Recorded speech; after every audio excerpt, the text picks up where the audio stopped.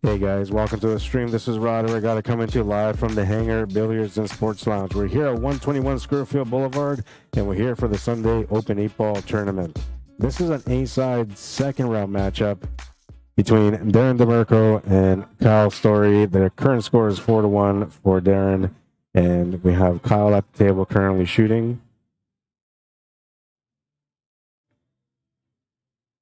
And it's going to take a second here.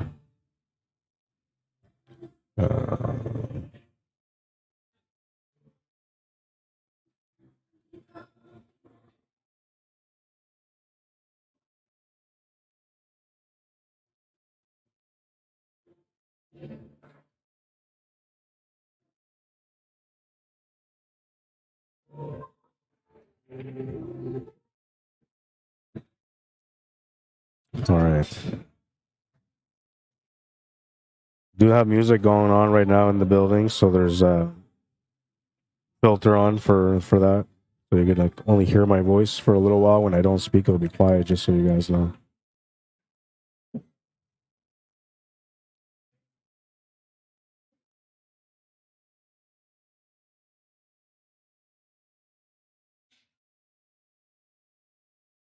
All right, and I'll come in here and join you guys too. Maybe zoom in a little bit closer. Can't do this from here.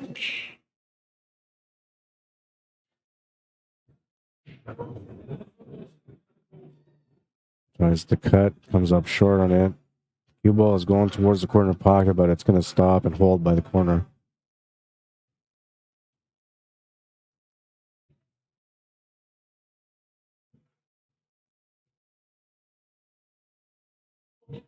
So Darrin comes to the table. He's shooting low ball, and well, it's either the 7 or the 6 to start.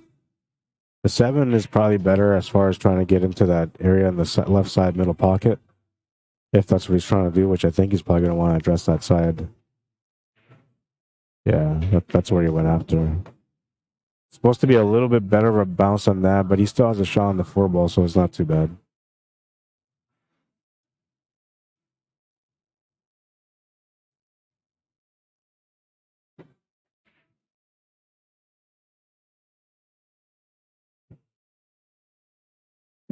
Shot to the side is good. Now he's got the 6 ball lined up in a nice angle to be able to follow up for one of these two balls to the side, other than 1 or the 3. Well, the 1 is the one he needs to get to. The 3 doesn't have anything on it, but he needs to get to that area to get a shot in there. It's a really tight window, so I'm not sure if he's going to go for it. He might actually try to play shape here for the 2 ball, and then use the 2 ball to get up there and maybe run into the 5. I drew back. All right. So what is he thinking about here? Is he splitting these? Putting the 5 down the middle, putting the 1 in the side? Yeah, that was the shot. Just missed it though. Oh, and I gotta fix that here because I don't know why it's doing that.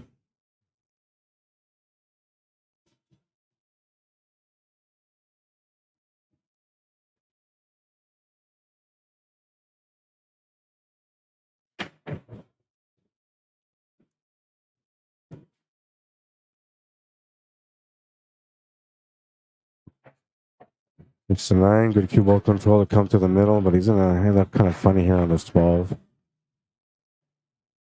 He still has the shot. I mean, it's a thin cut. The only thing is he can't really control the cue ball too much. He's got to take this towards that top left corner and come off the top rail then and back to the middle for the 8 ball. Might end up kind of awkward on the 8. Well, depending on the pace that he puts on it. Oh, he's gonna scratch in the side pocket.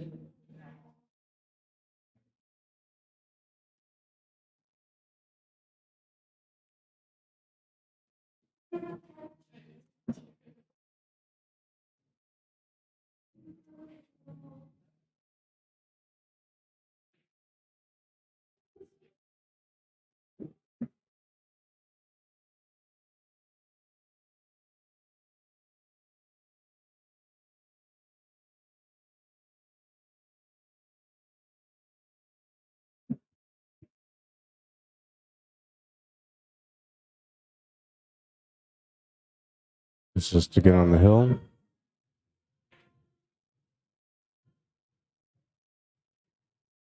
Makes the 8. He's on the hill. Still 1 more to go. For Darrin, anyway. 3 more to go for Kyle.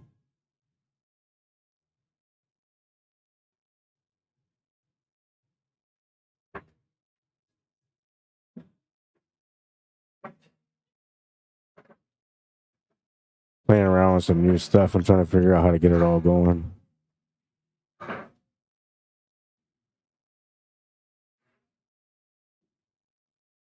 Charlie Edwards, how you doing? Says good morning from New Zealand.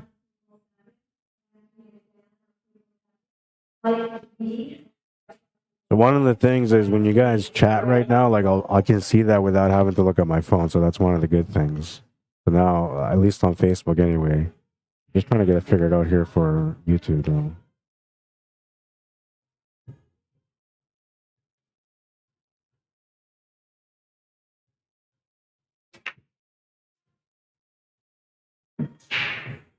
All right, so I got the chat for YouTube too.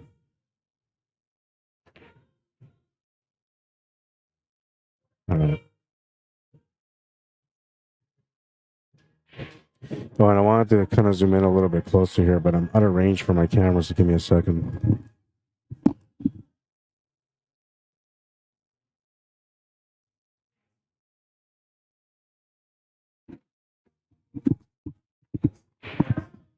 A little bit closer here. Probably maybe too close.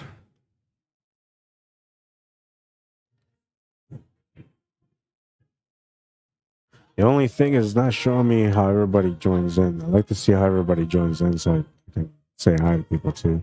Because right now, if anybody says any comments, I can see that. But it won't show me when somebody comes into the room, which is usually how I greet everyone. I'll have to figure this out at some point.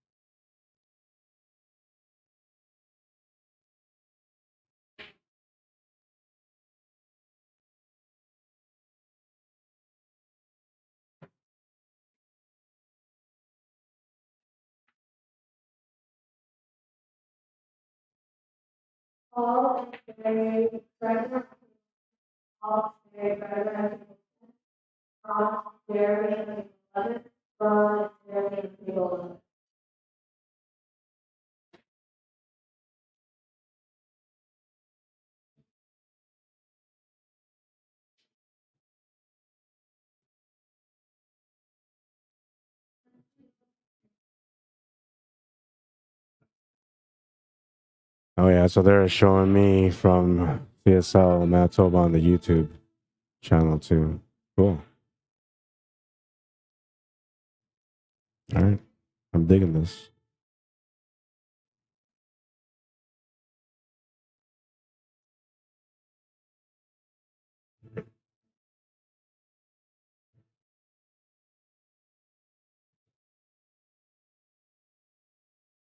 I'm like a kid with a new toy right now trying to sort this out. Gotta focus. All right, let's focus. What is it calling here? The 2 ball.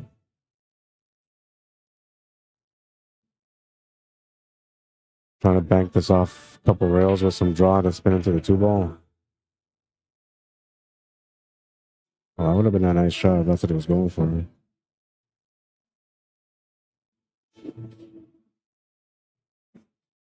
But he was trying to draw off that 7 ball off the rail and into the 2, or draw off the, yeah, that's what he was trying to do, off the rail, off the 7, off the rail, off into the 2.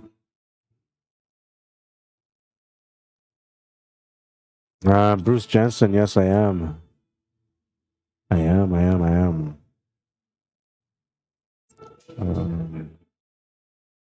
Hang on.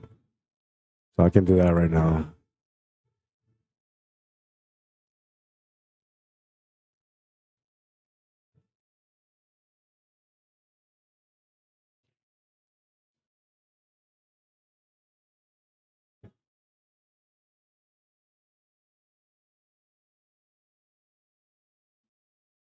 All right, so I shared the YouTube link there for you.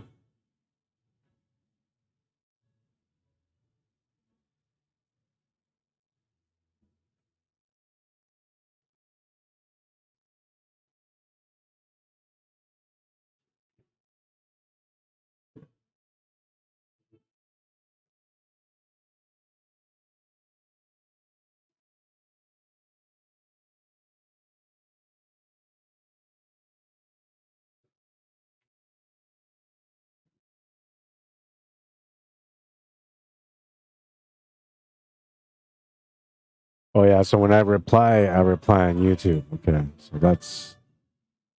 I guess that's good. Gives me something to look at here.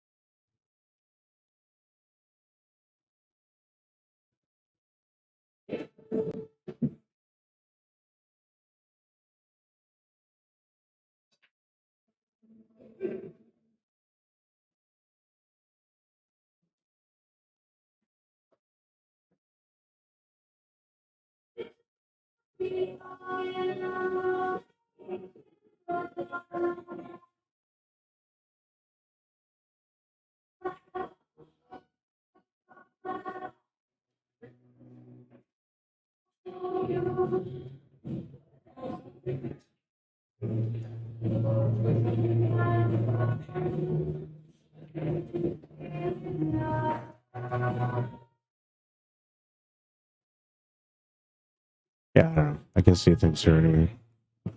Go, Darrin, go, says Linda.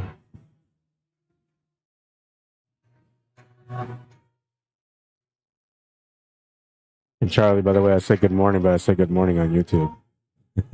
My bad, man. And I'm trying to mess around to try to figure out how to see all the chat and stuff right there in front of me. And yeah, it's an adjustment. Trial and error. A little bit of body movement there on this shot. It's going to come up short. It's going to give Kyle a chance at this table, but he's got a lot of work to do here still. 14 goes to the corner. 13 only goes to the side if he gets from the bottom of it. Luckily for him, he's got the 11 ball, so he can just take the shot on the 11 to set up with the 13. But that 12 ball is in a bad spot, so that's kind of where all the work is at for him. I don't know, maybe that. Take a look on the side. No, it looks like it's close. Like a 12 might go past that 8 ball, but I don't think it does. So normally when something like that happens, you got a ball that's tied up, and there's no pocket for it. You have to do well. There's a pocket for it actually, and sort of.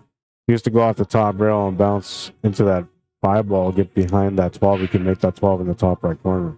So that's one of the options there. But if that option isn't there, then you got to look into breaking things out. And in order to do that, you got to create some angles, which the layout that he had for the starting point on this turn, it wasn't quite there for him to be able to create those angles. I mean, he could have maybe created something decent off that 11 ball, but the 14 ball was creating a block for the cue ball to go up table and to break out that little pile, the 3, the 5, and the 12. He's got an angle here to come across to the left side of the table, but I just don't know how he's going to get into this area for the 12. Not enough angle. And he's going to come up short, and I guess it just comes down to whether or not Darrin can make up of his 3 or 5, or else he's going to play a safety here. I mean, he could maybe bank the 6 ball too, but there's no point of doing that.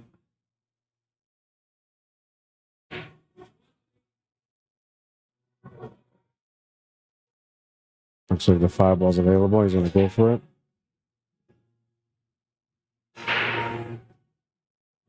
Moves that 12 up, and that 12 is going to bump that 2 ball over. Now it's going to tap the 2 and the 6. So he's got to work out a safety now. And the problem here is that he's opened up everything for his opponent now, so he's got to be careful where he leaves his cue ball. Got to be super careful on this. You almost, let's see. You almost kind of want to hit this, get that cue ball to come this way, and then just bounce back this way. That's kind of the best thing you can do.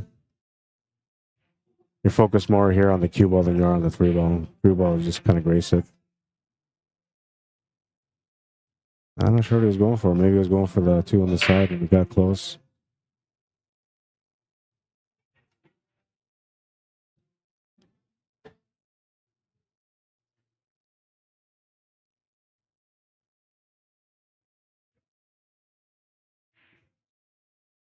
Oh yeah, I guess I should pin this too. So I pinned the YouTube link for those of you that are looking to watch on YouTube. And bring this up too.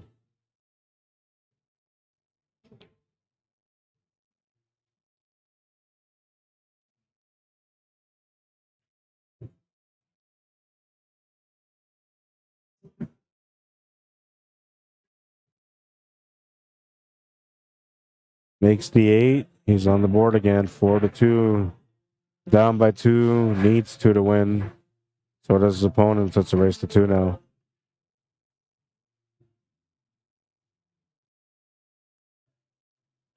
He needed that win.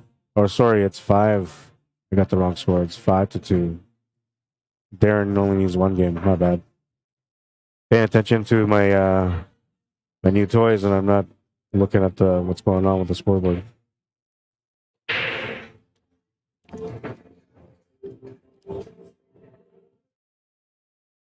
Country music going on in the background. You guys can't hear it though. And it's like a little, I don't know, it's not blaring, but it's, you know, loud enough where you gotta listen to it. No offense to the country lovers. I mean, I dig some country. I'm not anti-country. I'm just not full into country. You won't see me wearing a cowboy hat unless it's Sunday and I'm watching Yellowstone.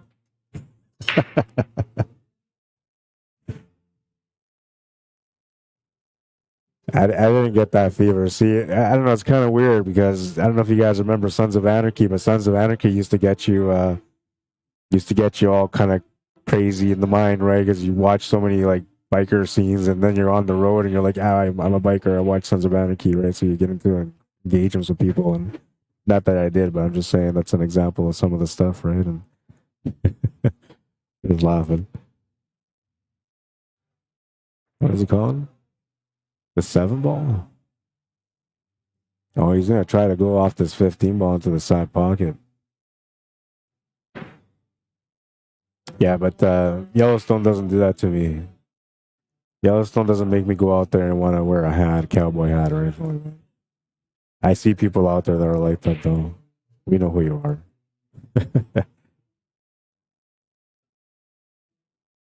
I still haven't watched the last season, the newest season, all of it. Got a couple episodes to go on that. I kind of grew up watching Westerns a little bit. You know, family used to watch it, right? So it's, you know, kind of familiar with the Western style movie or show, but I never really watched many of them until Yellowstone came around.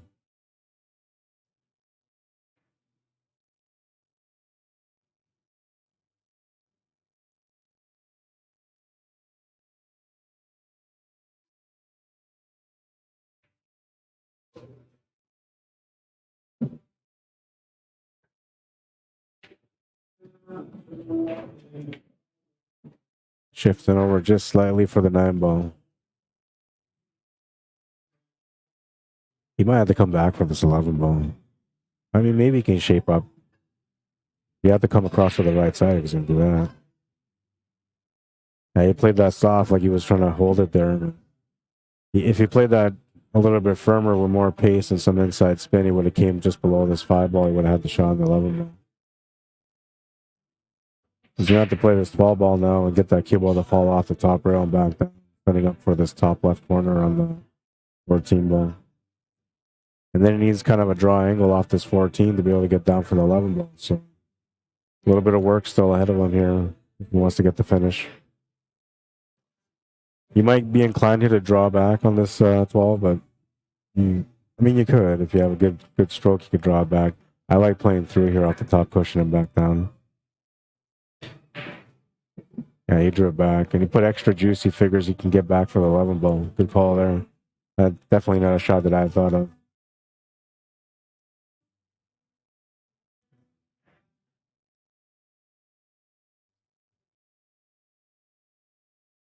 He's going to end up behind this 8 ball, though. Jump shot coming up. Try to take a look at the side view here so we can appreciate it if he can make the shot. You see the distance is equal. 8 ball's right in the middle.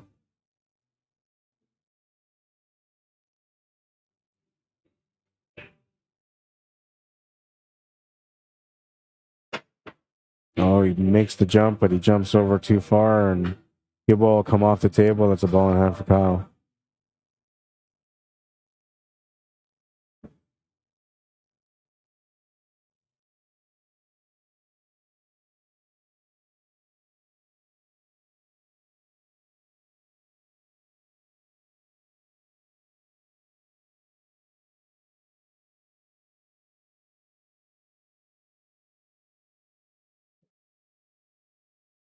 Ryan Zabel, how you doing? Patrick Wagner, welcome to the stream.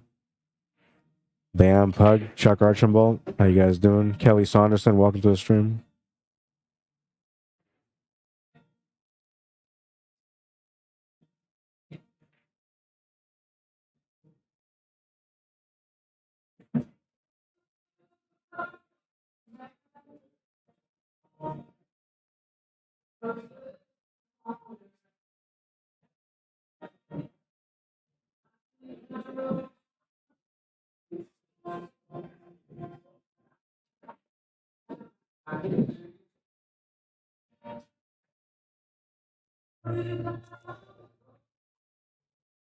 Oh, he's ended up in a not too good spot here, and safety is about the only option he's got here, or the 7 ball, which is a bit of a tougher shot. The angle on the 7 ball is okay, though, because he should be able to come back and run into that 8 ball, which will set him up for that 1. Oh, he missed the shot, though, so he's going to come on top of it. And that might be okay. I mean, the leave is awkward, and maybe a bank corner here on this 12, or 14, sorry. I'm doing all right, Kelly. How are you, man?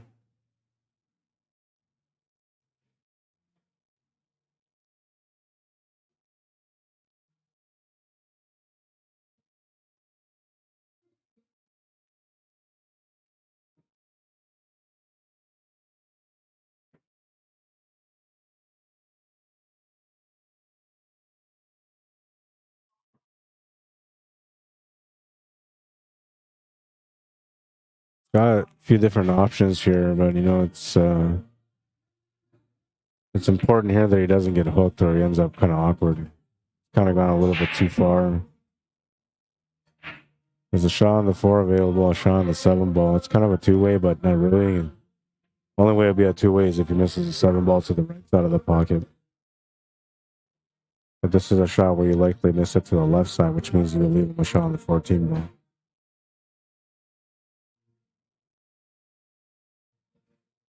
And you can see there he's left him a shot on the 14, and he missed it to the left. It's very common to miss the shot that way.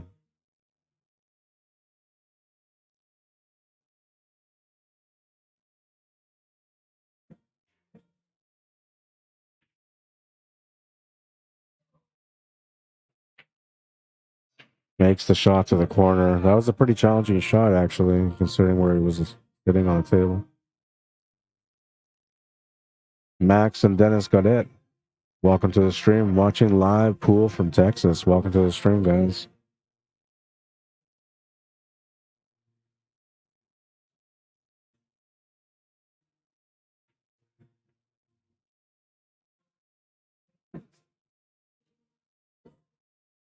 Comes up short on the 8-ball, and that's going to give Kyle another opportunity here. But this is still not easy. I mean, he's a level 4 player, so that tells me he's about an intermediate level. You know, this table's an up and down table. The choices that he makes at this moment is what's going to decide on whether or not he ends up finishing this table. I wouldn't take the 2-ball, that's for sure. You take the 4, and then you take the 5 with a little bit of angle. He kind of wants to just roll it up forward here just slightly, which is what he was trying to do there. That would have given him the angle to go back up for that 2-ball. Now, this is going to give Darrin a bit of a challenge here, a bit of a tester and a back cut on the 8-ball. The only thing that makes this kind of awkward is that the tangent line points you towards the top right corner, so you try to avoid that a little bit, and this is where you start putting draw on the shot a little bit, which makes it missable. Now he's going to make it. He's going to win that match with a score of 6-2.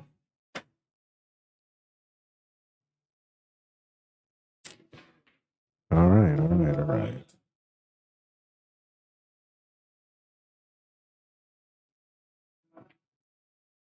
I don't know how I got this going. Go here again.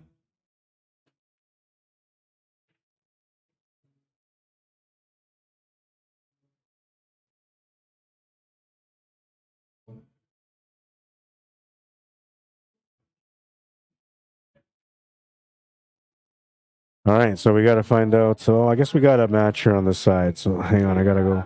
I got to wrap around when I'm changing camera angles because I am kind of I'm a different setup today. I actually like it better for my tripod because the tripod is protected so nobody really trips it or walks into it. That part I like, but I don't like the weird setup that I have. It makes me feel like I'm in a corner in a timeout. I'll be right back in a second.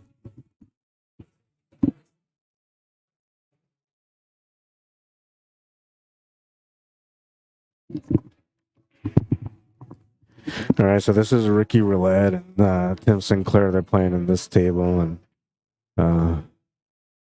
put up their names for now so you guys know who they're playing or who's playing. Put Ricky on the left.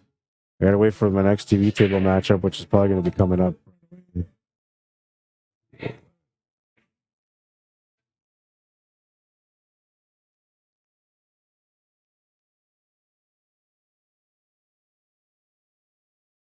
And it should be like an even race to 6 between those guys.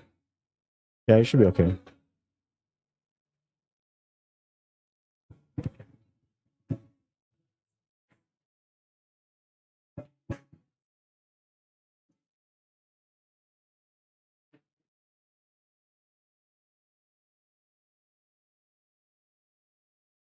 What's the score between you guys? Ricky.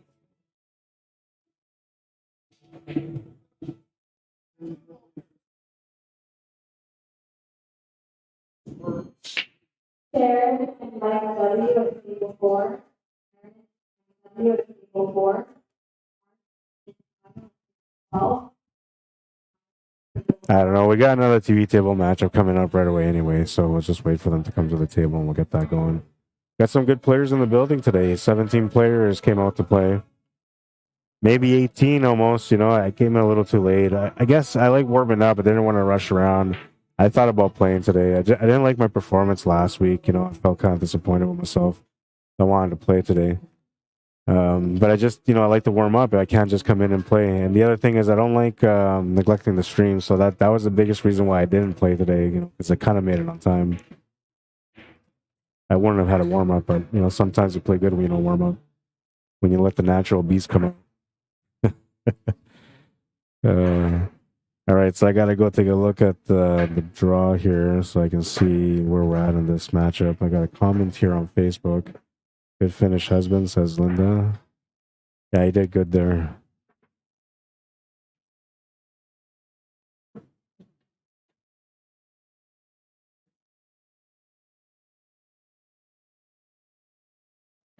Oh, they haven't posted the challenge bracket yet on Facebook. I have to go there and let them know so they can post it.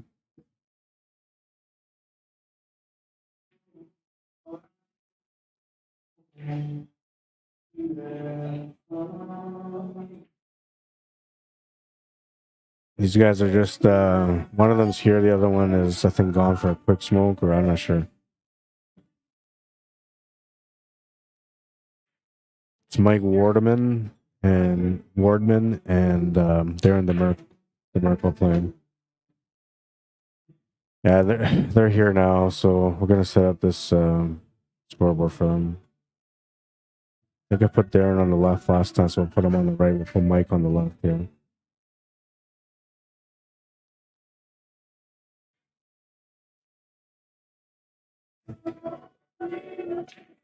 Not sure what the race is between them, but figure that out. Is it what's the race between you guys? 6-4.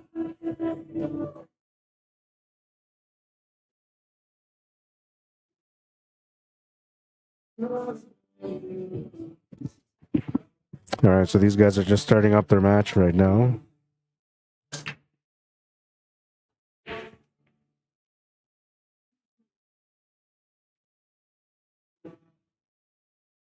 Smash and break, but it sounds like it came up dry, and Darrin will get his turn at the table here. This is a quarterfinal matchup, A-side quarterfinal now.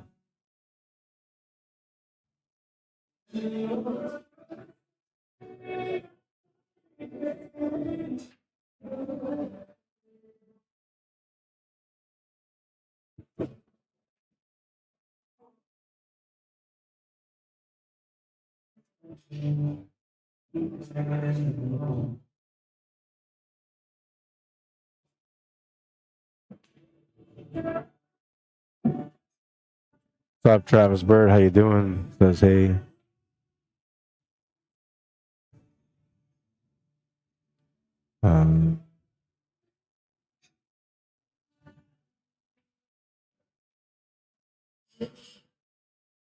Bring up the chat from YouTube.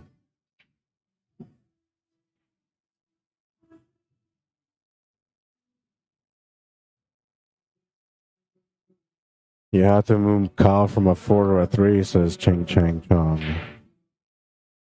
Yeah, you know, I guess it all depends on how he does for the rest of the day, but yeah, you're probably right.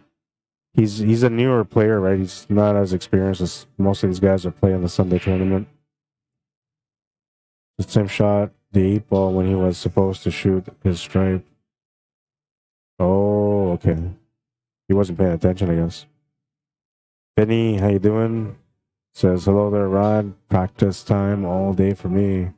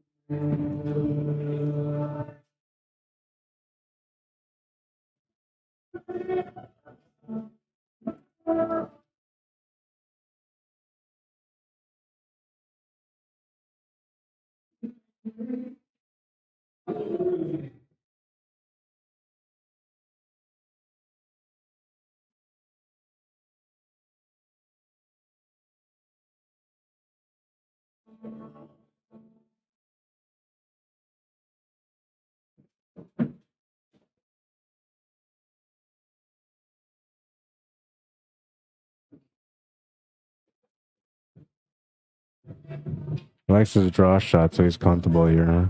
Not too much of a cut either, so. Just a little stun over shot. I thought he was going to try to draw it back. The way he was kind of winding up, it looked like he was going to draw it back. Just has to hold it here, too. It doesn't have to be. Don't really want to go forward. That's the biggest thing. Yeah, there you go. That's all right.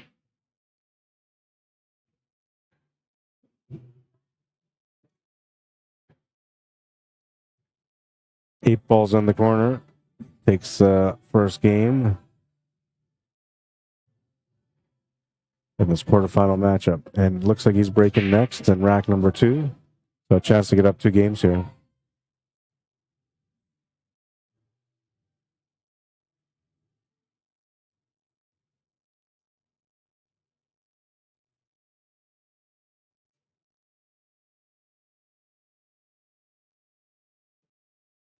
Well, I hope everybody's having a great day. We are sitting here at 1 degree plus Celsius today, which is nice. We haven't seen plus in a long time. I'm surprised we still had 17 players come out when it's nice out. First kind of a real nice day out. Perfect day for doing all that fun winter stuff that you want to do, right? Whether it's sledding or tobogganing or having fun in the snow. We got Barry McLean in the building, Randy Baggett.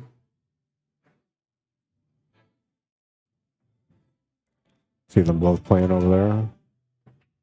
Barry doesn't usually come out to the Sunday tournament, so this is kind of a treat. And Randy, well, whenever he comes out, nobody really has fun. Except for him, because he's always the one that's winning. That's what they call him, no fun. Randy Baggett.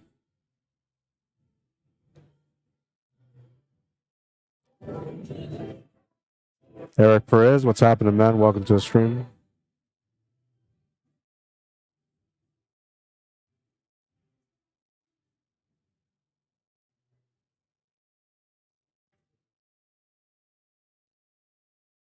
Rack number 2, Darrin Dmyterko to break. Smash and break, and looks like he's going to have a turn at this table. 8-ball almost went in the pocket also. Hanging over the pocket. That could be, you know, what makes the decision here for him on what he decides to shoot.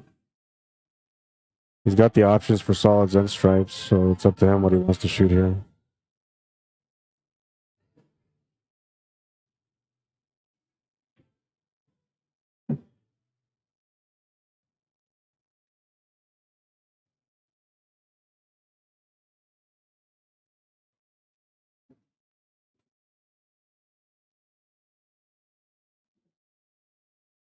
He's got to deal with that 7 and 5. You know, right here would probably be the best case scenario for him to deal with it. Just roll this up for the 6-ball. The 6-ball sets you up for the 5 or the 7. He does have the shot on the 3-ball here, but it doesn't really help him for the 4-ball. I think he needs that 3-ball for the 4 so he can get on top of it. He almost missed that shot. Looked like a little bit of a slip there on the cue.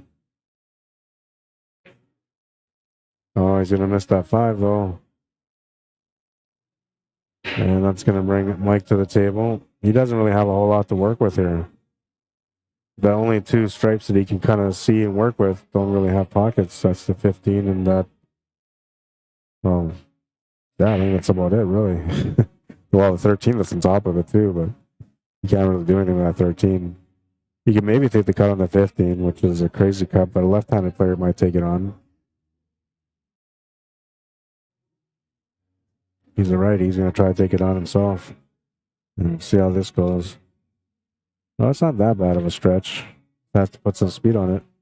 Yeah, nice shot.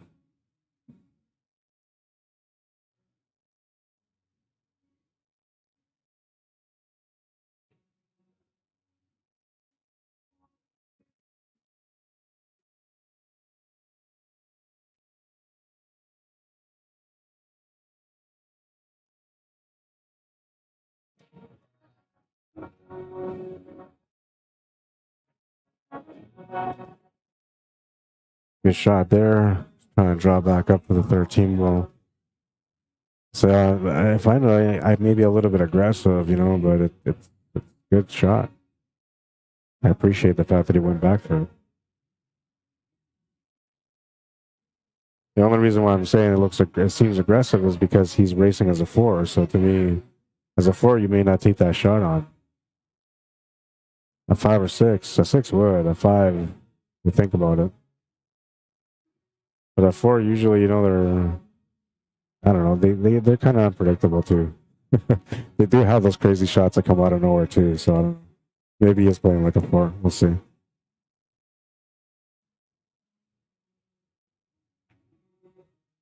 Oh, that's not a 4 shot. That was a very nice cut.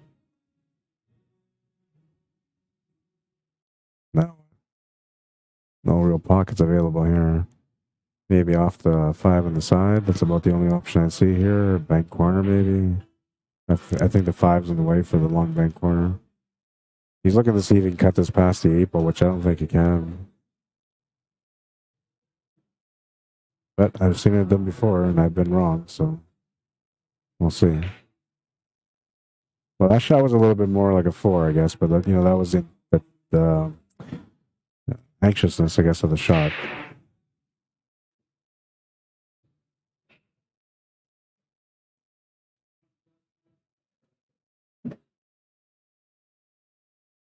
But this shot here was a nice shot. He shot it with some confidence. Good pace, good delivery. It makes you feel like you should be nervous. What's going on, brother? Says Eric Perez. Not much, man. Not much. Just here on Sunday, enjoying the day, and we got some great competition. So I'm hoping we get some really great highlights.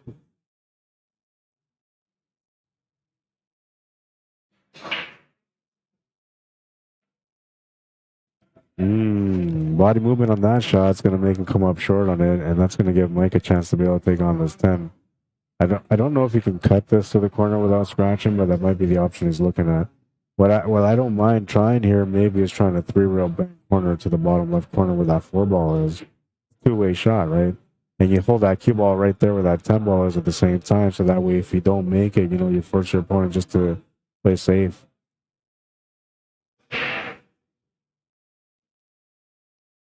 We'll see how he thinks, how he figures this table out. That'll kind of tell me what kind of knowledge he's got.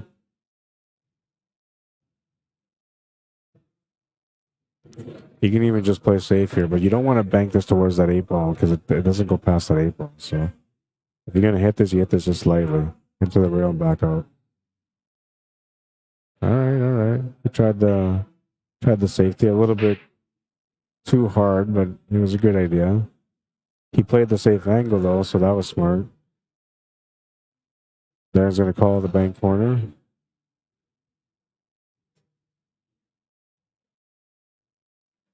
All he's got to do is just make it because that 8 ball's hit him by the pocket. But that's the case for both players here.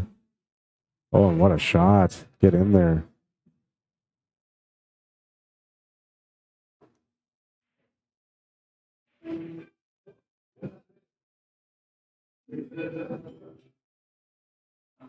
Makes the 8 ball. Takes a 2-game lead. So the 2-game spot is now wiped out, and we're at an even race to 4 between them. There's a little bit of class behind this one, it looks smooth. Bam. In the heart.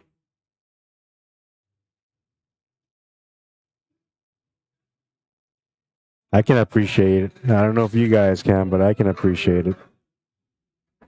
I mean, I don't know. Banks for me are like gold all the time. Whenever I see a bank shot, I'm thinking, wow, what a shot. Right? Maybe more so before when I wasn't really much of a banker. I'm more of a banker now. So I don't know if I appreciate a bank more or less, but I feel like maybe I appreciate the banks a little bit more because I understand how to make them. But some of them are like, that's an easy shot, right? Like before it'd be like, I don't know, man, I don't see the banks. Now it's that's an easy shot. Kind of the way it works in real life too when you're playing at the table and working on your game, right? At first it's all difficult to make, and then eventually as you master it, it's just an easy shot. Just a little bit of a masse shot. Come on, don't be scared. He's shaking his head, not happy about a second dry break here. And Darrin will get up to the table, and he's trying to continue his run here. 2-game lead, looking for 3. I think the stripes are maybe the better option here, just from the quick glance at the table. We'll see what he does. Yeah, he's going to go for the stripes also. The reason why is when I look at things like that, then kind of the problem area you have is that 12 and I guess that 10 ball. Those are the two that kind of, I think that 12 goes to the corner, the top left corner. Let's take a look at the side. Yeah, so the 12 really isn't a problem. But that 10 ball is, it's sitting attached to that 3 ball. But there's a 15 around to break it out. And of course that 12 ball, if you get the good angle, you can maybe use that 12 to break into that 10 also. So he's got to be careful here now. Now he's got a tight window, right? So if that 12 goes to the right side middle from the top left corner, there's a possibility that he can play shape that way here after this 14. If not, he's going to have to crash into that area. He just needs to crash into there and get something in the 15. Hopefully the 12 doesn't get tied up. Well, that's an 9-ball on the top. I thought that was the one. So he has a stripe up there also. So he's all right. He could have played that however he wanted. He had a couple of options. I'm curious though if he has that 12. Well, it's almost there too with the cut, but not worth it. Better off to take the 9.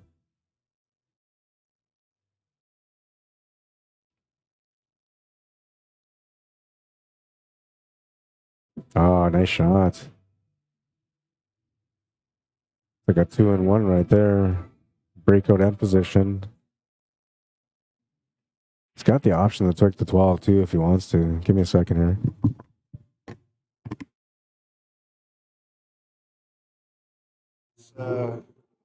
Rough around the edges. Trying to so I can see what people are talking about, but I'm trying to put it around here so I can see also like some of the stuff.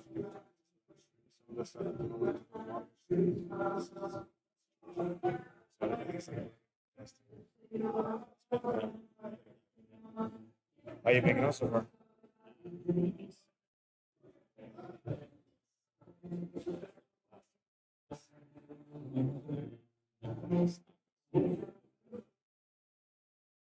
You're rushing to get it?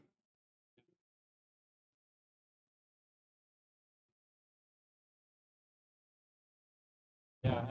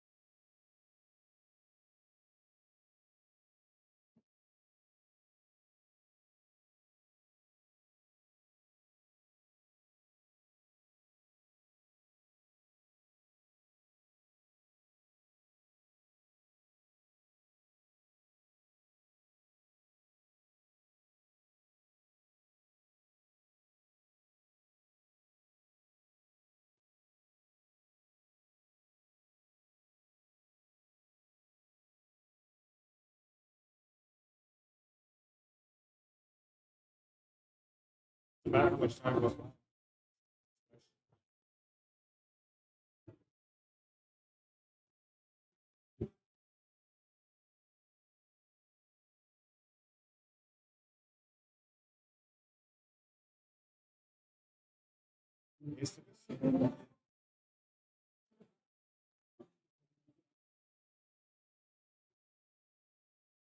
One outside too.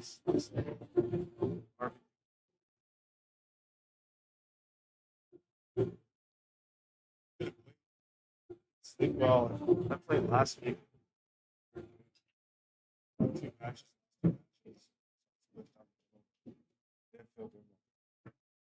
That game was a bad shot. After that, I was.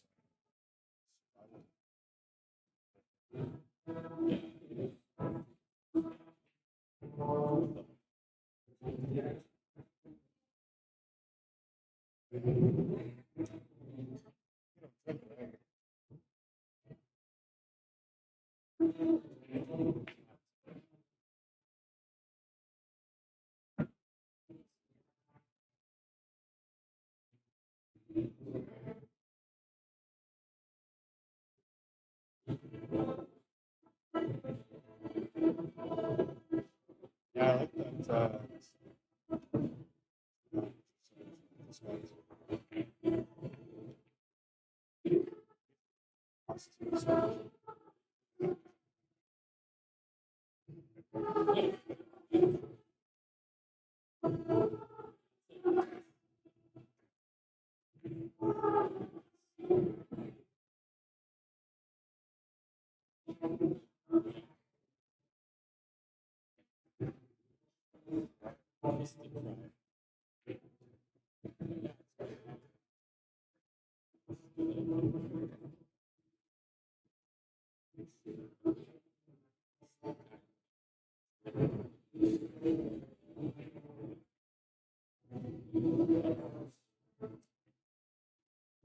Get that sometimes.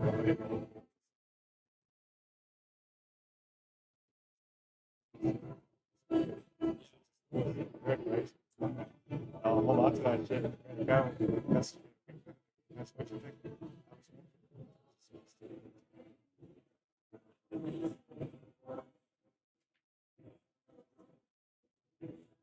But they can't hear it.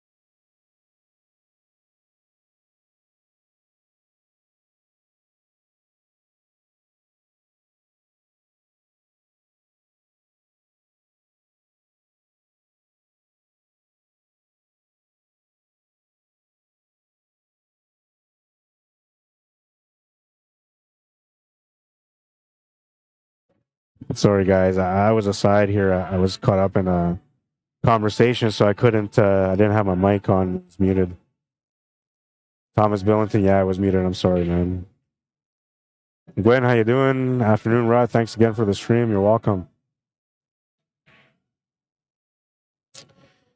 I'm gonna stop the stream after this. After this match, I think I'm gonna start it up again. I feel bad about the way this started. I don't like neglecting the stream. That's the biggest thing. I feel like I had a rough start, so I'm gonna reset. Wayne Johnson, where's the sound? It's on now. They have music going on, so I got filter on to protect from the music. But it's on. It was muted for a little bit of time though. And the reason why is that sometimes people come around to talk to me or to say something, and I don't know if it's going to be something private or something that people can hear. So I try to be respectful, because we've had some scenarios already where there's been, some slip of sound and people find other people's business on there, and yeah. So I try to be respectful of everyone. Yeah, that's always muted. 5-2 is the score. He's got a 3-game lead. He's on the hill, looking to close out here. Mike Wardman needs 2 more games, so winning this game here can put him on the hill. But he needs an opportunity first. And is he going to get one? 3-6-7, 3-6-7. Yeah, he's going to get one. A dry break.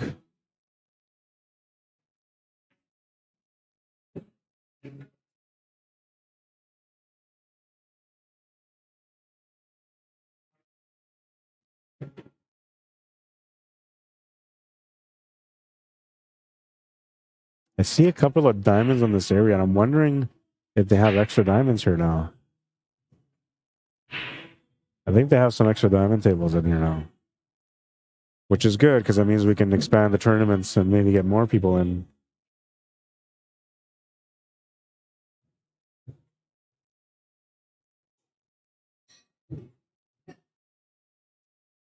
Hello, Wayne Johnson. How you doing, man? Dave Roach, welcome to the stream. Ricardo, Icky, Jamie, welcome to the stream. Eldon McKinnon, how you doing? I gotta go and check out on YouTube also because stream muted. Thomas, yes. Where's the commentary? Sorry, Nancy Fall, I was away.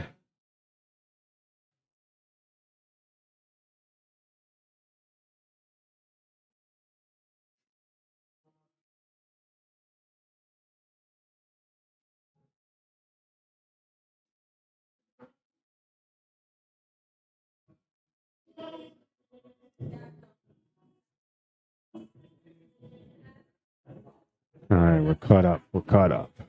You guys are on the quiet side today. I mean, I'm not the only one that's muted, it seems. Seems like you guys are muted at the fingertips because you're not commenting. you're not interacting today. I'm finally getting everything set up so I can see all the comments both on YouTube and Facebook, and nobody's here and taking the time to comment. Well, there's a few comments, but I guess because I've been quiet too, so I'm not really interacting with everyone.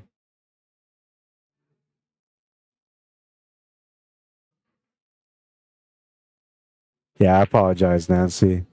That's the reason I want to restart the stream because I feel like I wasn't doing the job the way I want to do the job, right? The way I know I can do the job. So I don't know why I call it the job because really it's not a job, but it kind of is, I guess. To me, it's just natural, man. Everything that comes out, but I guess there's days where it feels like work, or there are days, I should say. Where's my grammar?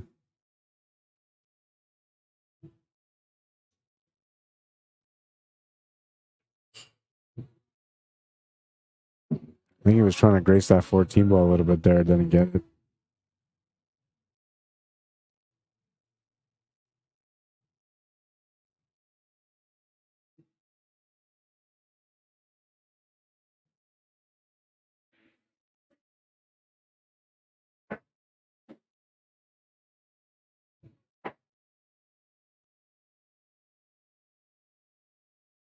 13 ball's about the only shot he can really take on.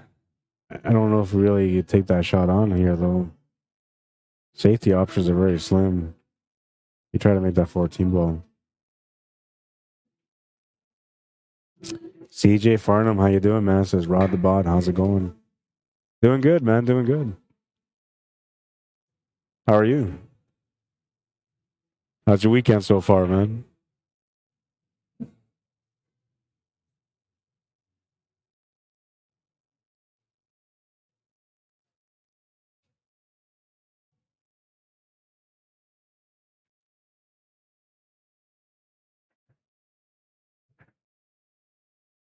It's gonna bobble that 4, leave it on the pocket. That's gonna bring Mike back to the table, and well, he's got a chance here, but still has to earn it. He's got to get across here to open up this 15 ball to get behind it to make it in the same pocket as the 14. Try to open it up. And a little bit too far. It was almost okay, you know. He was going to end up being in line with that 15 ball to leave a safety, but he's opened up the shot here on the 4 ball, and Darren's going to get an opportunity to close out now.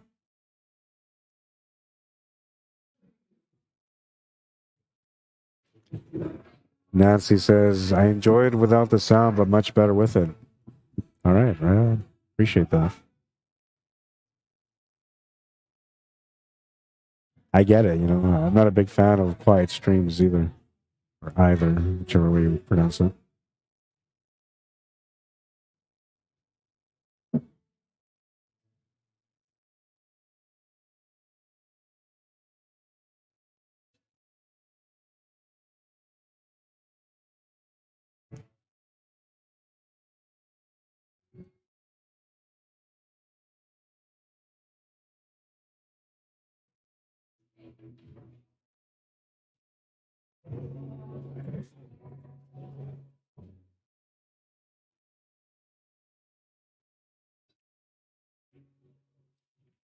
Dave Jordan, how you doing? Says, good job, Rod, as usual. Thank you. I appreciate that, man.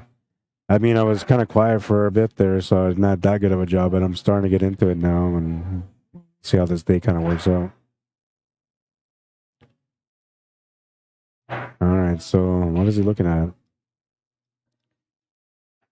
Out of the two options here, I like the 15 ball. I think what he's looking at is what he's going to do with his 14 ball. It doesn't go past that 2 ball in the top right corner. Maybe, I don't know, maybe you bank this now? I don't know. The cut on the 15 is available, so I'd take the cut on. If I was a banker, I'd bank that 14. And the winner is It's going to come up short on the shot. Barry McLean, he got drawn for the 10 ball break, a chance to win $1,000.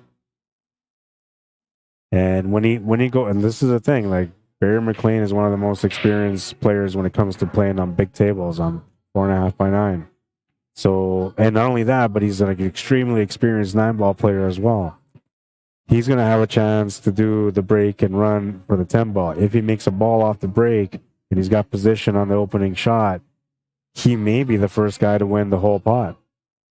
This could be a really good day for him. We're gonna set up the stream, the camera angle, so I can capture the break so we can see it when it happens. I'm not sure when it's gonna happen, but I'll make sure I get that on there for you guys.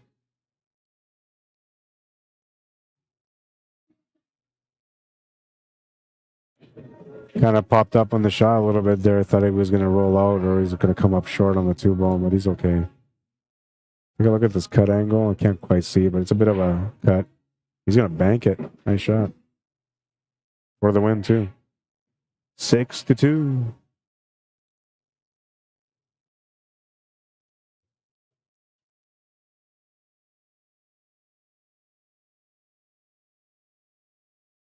Perfect little shot.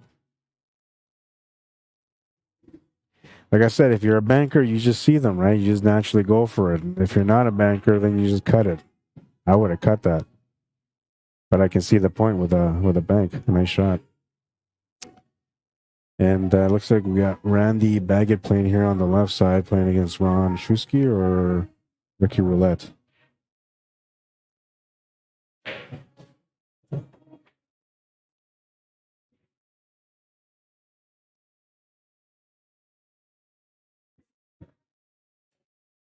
I'll leave it on here for a second while I figure out who my next matchup is. I was going to restart the stream, but I don't know. I feel like maybe I'll just keep it going. All depends on what's happening up there, but put up Ricky's name here. I think he's playing against Ricky Roulette. And Ricky will be 5. Randy would be a 6.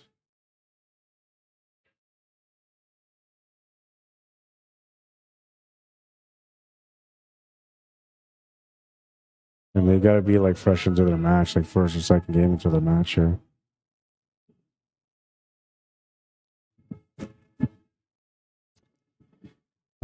Yeah, I'm going to go find out what I got going for the next matchup. I'll be right back. And I'm not going to mute the mic. So, that's some background atmosphere, I guess. Although, it's got the filter on, so you may not. But I'll be right back either way.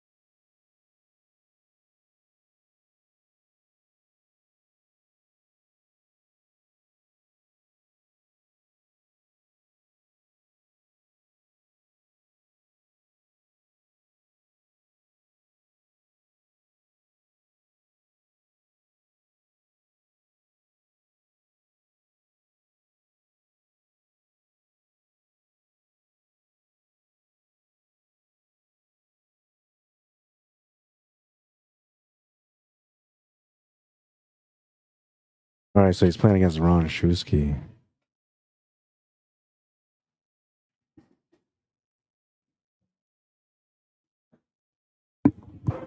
Who won the first game?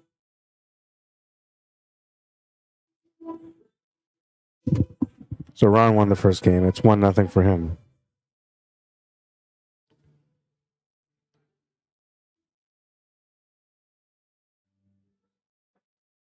No match on the TV table yet, so we're waiting.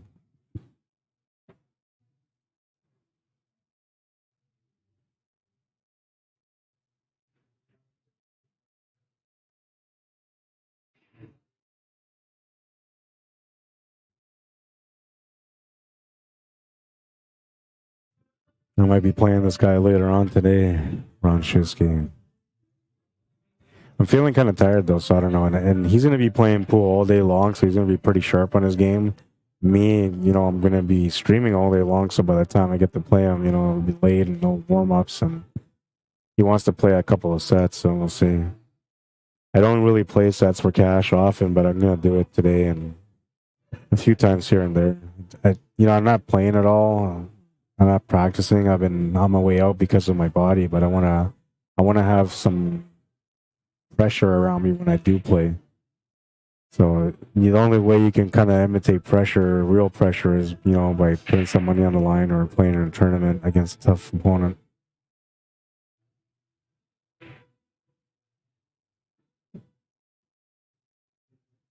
Nothing crazy though, $20, $40 a set, something like that.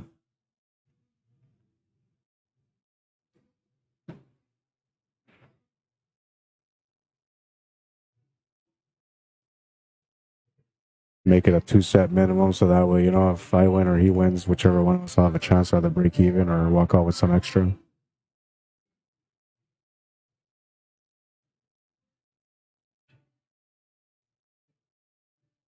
I almost got perfectly lined up. He's still okay though. He can make the shot to the corner and get the cue to come across off the side rail back to the middle, which will give him the shot on the 4. If he gets it light, I'll give him the shot on the 3.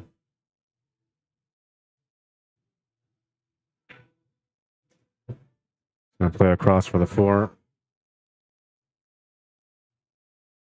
It's gonna end up in a weird spot.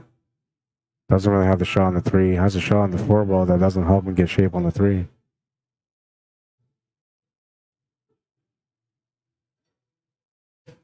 That was absolute worst case scenario right there.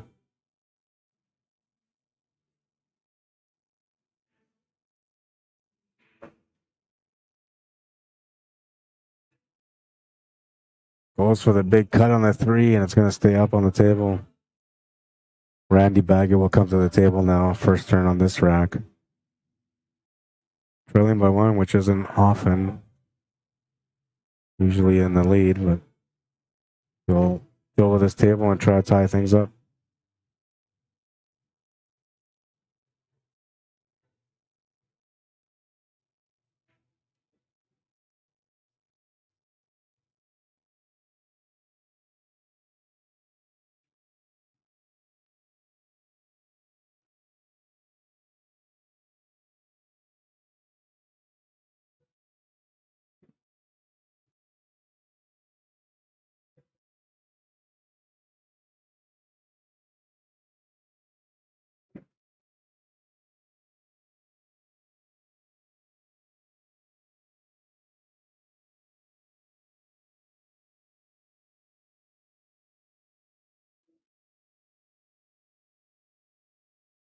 Super effortless when you watch these top players play.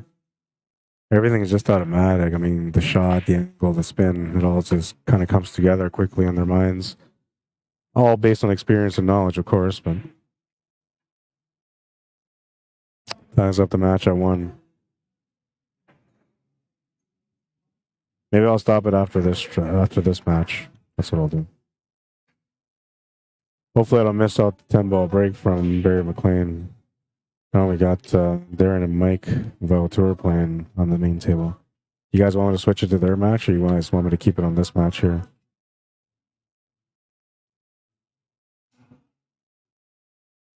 Your call. Whatever you want. That's what I'll go with.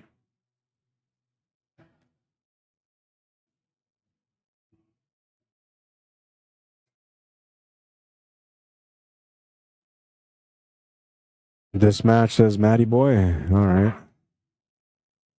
Want to watch Randy play? Okay. I'm okay with it. Anybody on Facebook want to protest on that? Majority wins, man. Majority wins. You guys tell me.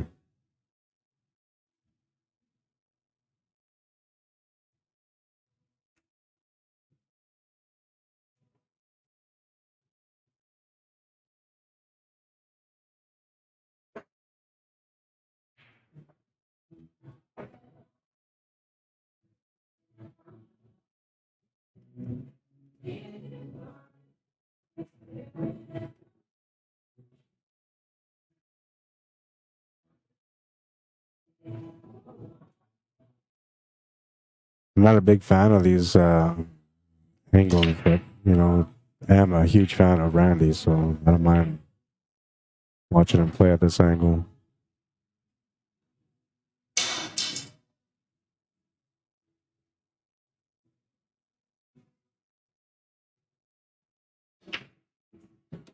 Jason Fiola coming in. Him and I had a set a little while ago too. Just practice set though. I brought my cues today, man, because I thought to myself I'm gonna play. Depending, I wasn't sure what kind of turnout we were gonna get because the Super Bowl is Sunday, so I thought, you know, it might be busy, it might be quiet. Normally, past history shows that on a Super Bowl Sunday, tournaments are usually a lower turnout because most people are trying to get home to watch the game. Not that you can't watch the game when you go out to play in pool tournaments, but sometimes it's just not the same as, you know, going and hang out with your friends and family and having a barbecue or whatever, snacks, right? Enjoying the game that way. Straight shooter.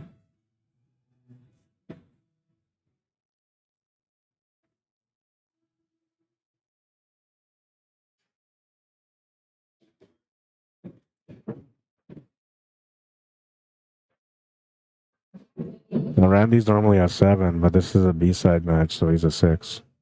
Oh, what's coming?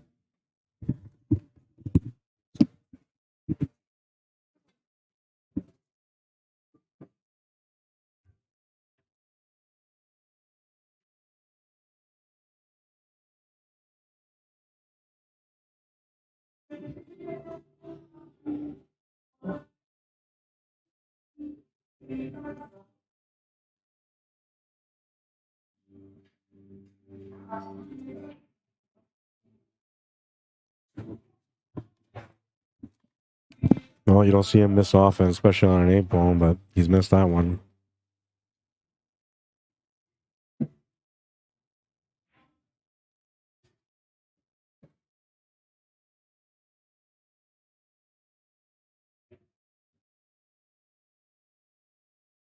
Still okay here. Almost came up in a really, really bad spot, but he's okay. Yeah, he'll have no choice but to take this ball in the corner.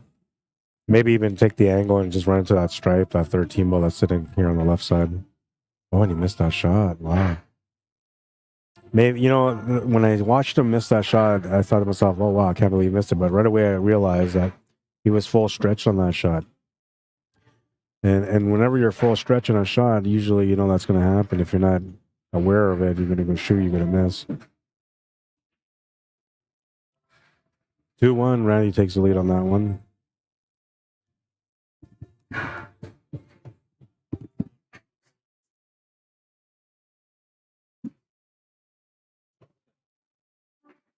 I was going to stop this game.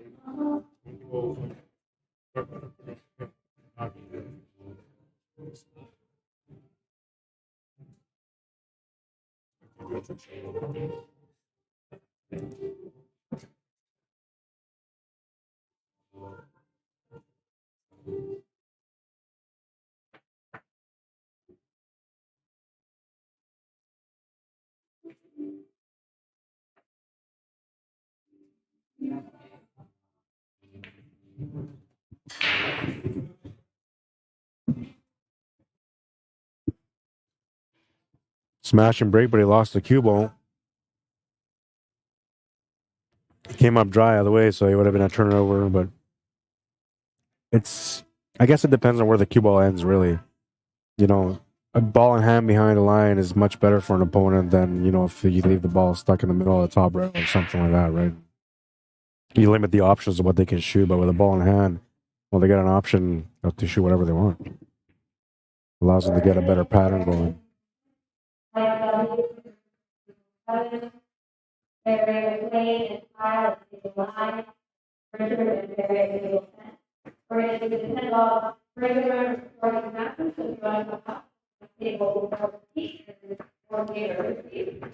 Again, table 6, very table 7, table 9, very playing in tile, table 10.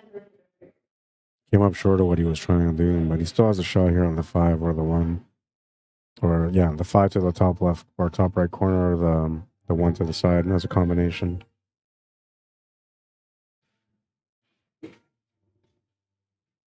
He's eyeing out the combo.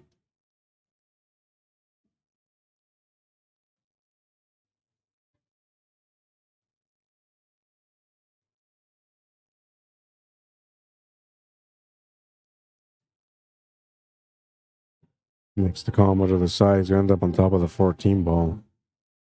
Likely he's going to want to take either that 7 or that 6 ball. 7 is probably the better option, but the 6 ball might be a little bit more comfortable to shoot at.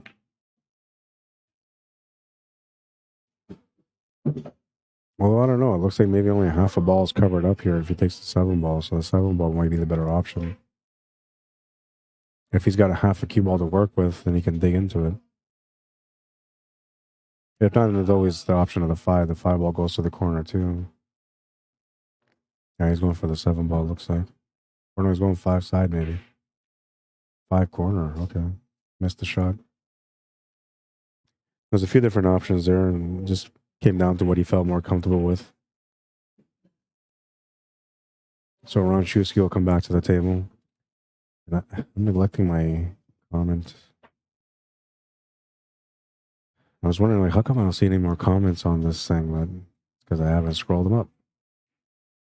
Let's see. Wayne Johnson says, one of these days I'll come down and I'll make a fool of myself on the tables. Yeah, well, you know, it's the only way to, you know, have fun is make a fool of yourself on the table. I did that last week. Honestly, I survived my match too, and I have no idea how I survived it because it was just pure survival instinct. CJ says, doing great. Who's your pick for the Super Bowl, Eagles or Chiefs? Well, I don't know. I kind of want to say Chiefs, but I wouldn't mind seeing the Eagles win. You know, the Chiefs already had one. The Eagles, it's been a while. Maybe the Chiefs. Still, we'll see. I think I just go for a good game on this one. I'm hoping that whoever wins, it just comes down to like a field goal, and it was a really good match. You know, 40-43 final score or something like that. That would be a great game.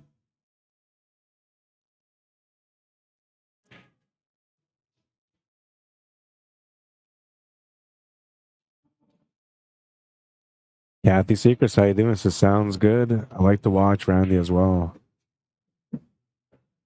Vinny Lathan says, I'd like to watch these guys like a lion waiting for his kill. Yeah, and all these guys are really good players, man. And they're fun to watch, you know. When players are in sync and they're playing well, you know, they're much more fun to watch than when they come in there. They're feeling a little rough around the corner, around the edges. I'm feeling rough around the edges right now, the corner. I tried to sleep, man. I really did. It's just sleep's not in my, it's not in me, you know. Quick work out of that one. 3-1. He's got a 2-game lead, halfway onto a win. Sleep doesn't make a difference. It helps and it doesn't help. You know, I don't know. I feel like sleep is overrated, but then when I'm tired, I feel like, you know, I need it. Oh, Barry's doing the 10-ball break already. They did it without me. There's a bunch of people standing around watching.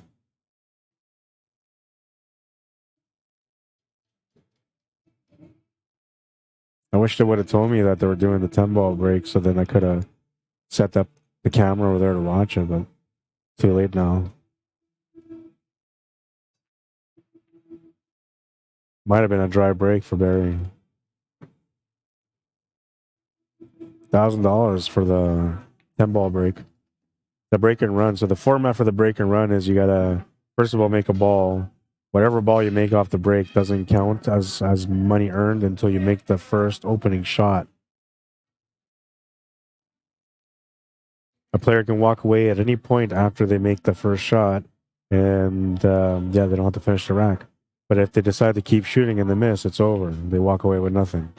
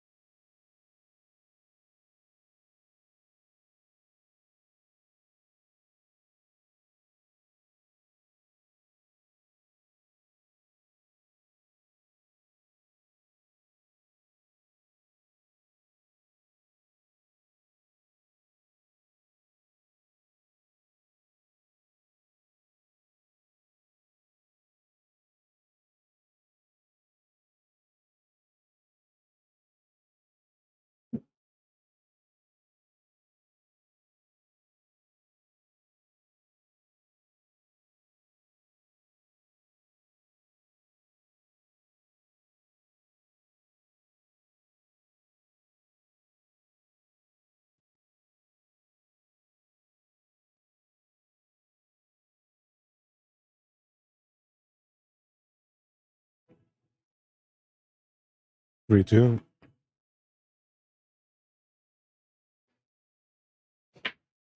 Matty Boy wants to know what's the entry fee. It's $35, man.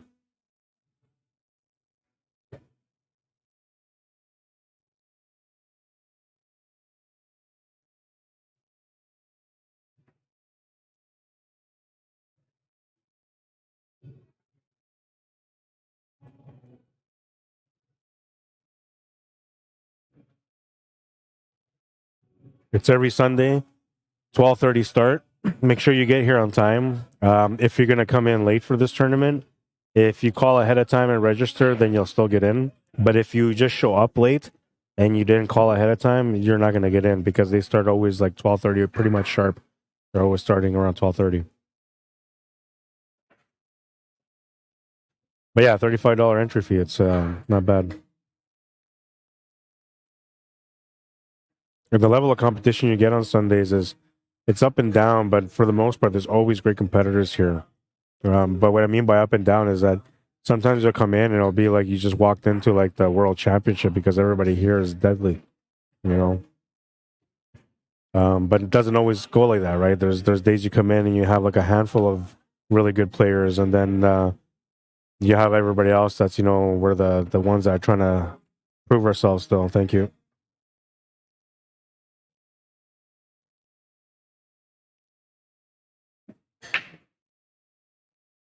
Barry McLean on the B side. Never seen. Is that match going now? Yeah. I'll be right back, guys.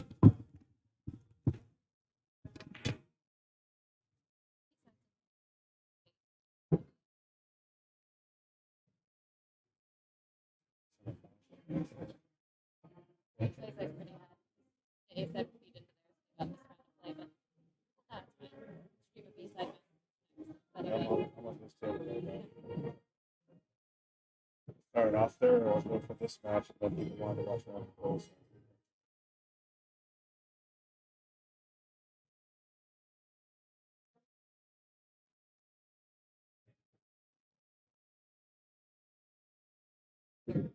Oh, sort of. I mean, see where.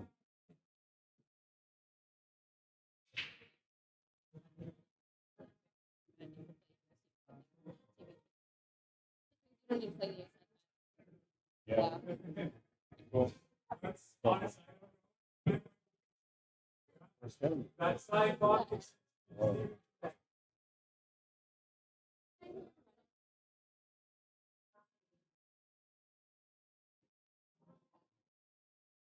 gonna put the Super Bowl on.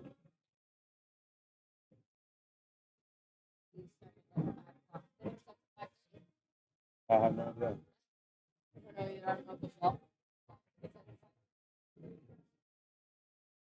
I know, so that way, because right now I have the on. That's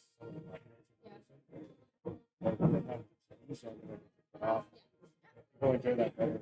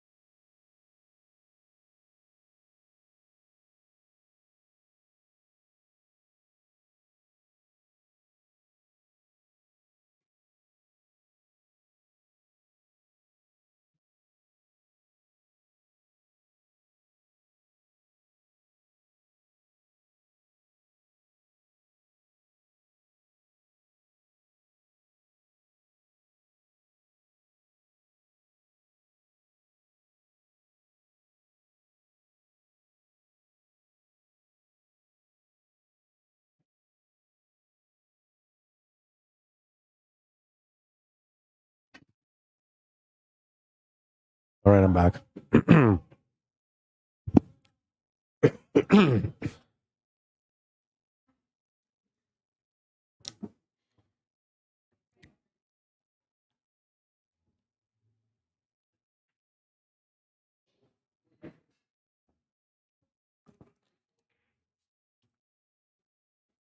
Cross corner combination, just missed it.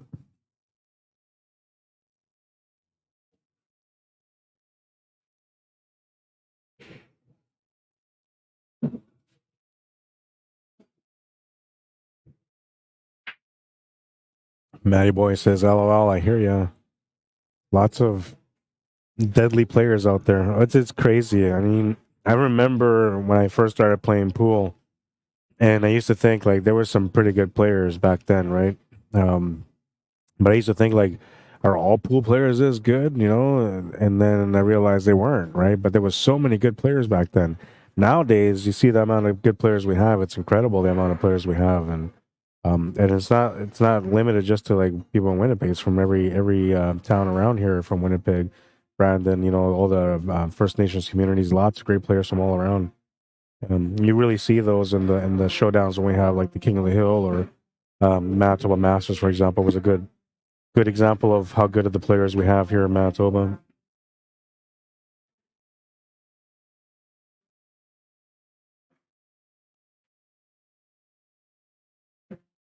Ontario's got some good players too.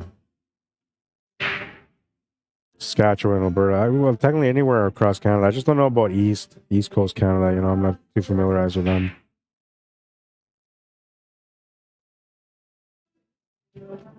They used to have a tournament. What was it called now? Oh, I can't remember all the details of this tournament, but they used to have a tournament on the East Coast, and it was a pretty big entry tournament too. And all the players used to go play in that one. I can't remember the name of it though.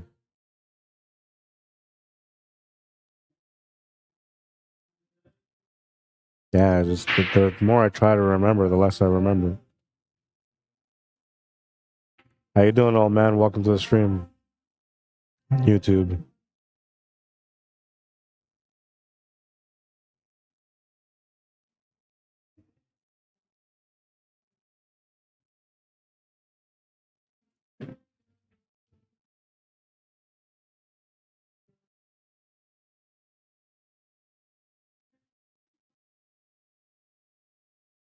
And there's another missed shot. You don't see him miss shots too often, but he's missed that one there. Now this might be a 6-4 race. What's he racing to? 5 or a 4?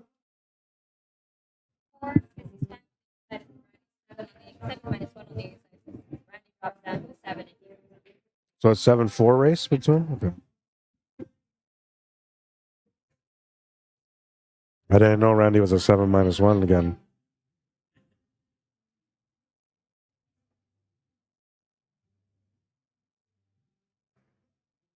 So it's a 7-4 race, a 3-game spot between them. Okay.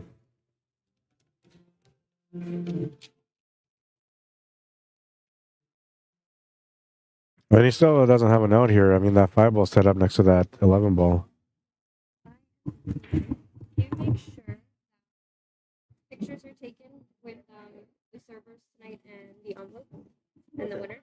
Like the handshaking one. Sarah and Katie are both here today. Okay. So either of them, you can take a picture with. I'll let them know too, but can you just make sure that that picture gets taken? Okay. We want to start using those notes. Sarah, that were Sure. Yeah. Thank you.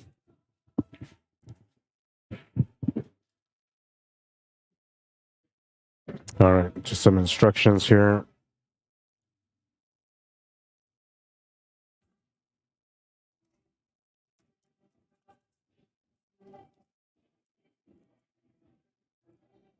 Oh, he almost missed that shot. He just missed the scratch on the side. I don't even know how it didn't scratch. That should have maybe scratched.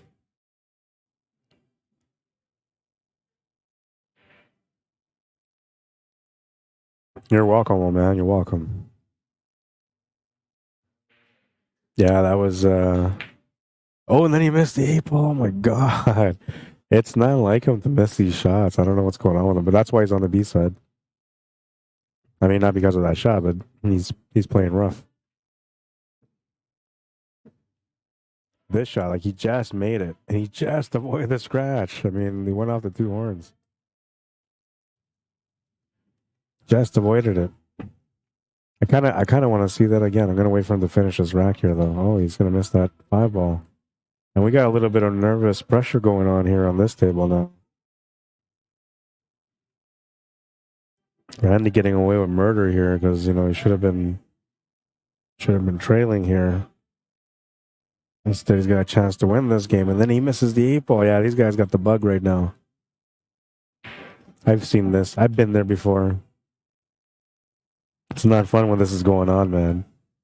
You're doing your best to be good, and like the first thing you think is, well, I can't believe you missed that, right? That's the first thing you think. And you're like, oh, I'm gonna go up there and I'll get this done, and then you go and miss. You're like, whoa, what was that, right? And then the other guy goes and thinks, well, he missed too. Nice, I got a chance. But then he's still thinking about the fact that he missed the last shot, so then he'll go and miss too. It all depends, though. If the ball's sitting over the pocket, it's an easy shot, then it's not going to be like that. But for the most part, if there's a situation where it's a tougher situation, it's going to be a back and forth missing fest. So Ron won't get that one under his belt. He's on the hill. That was Randy's game, though, and he knows it, man.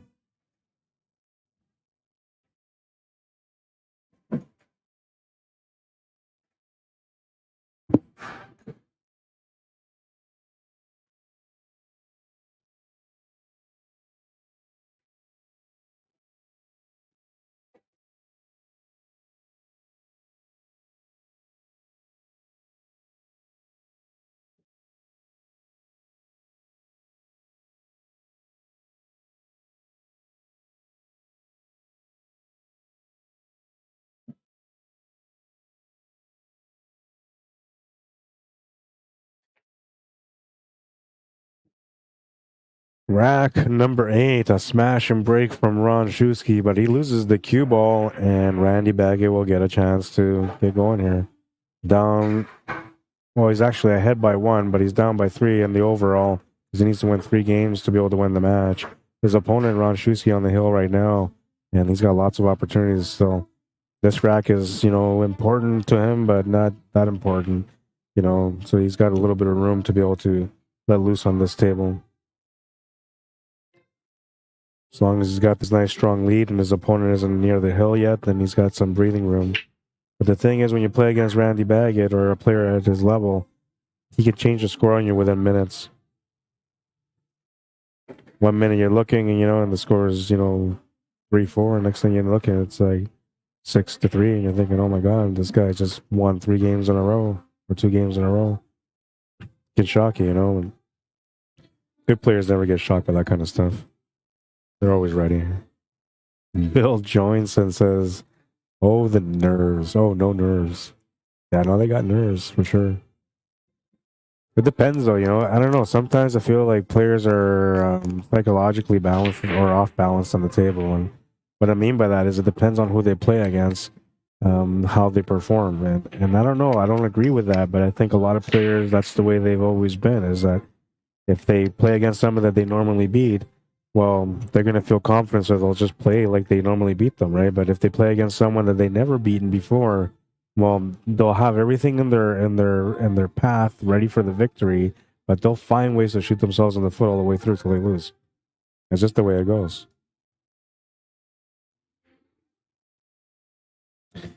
Eric Hoffman, welcome to the stream. And by the way, I haven't welcomed anybody because I'm just looking at chats right now. I've been ignoring my phone.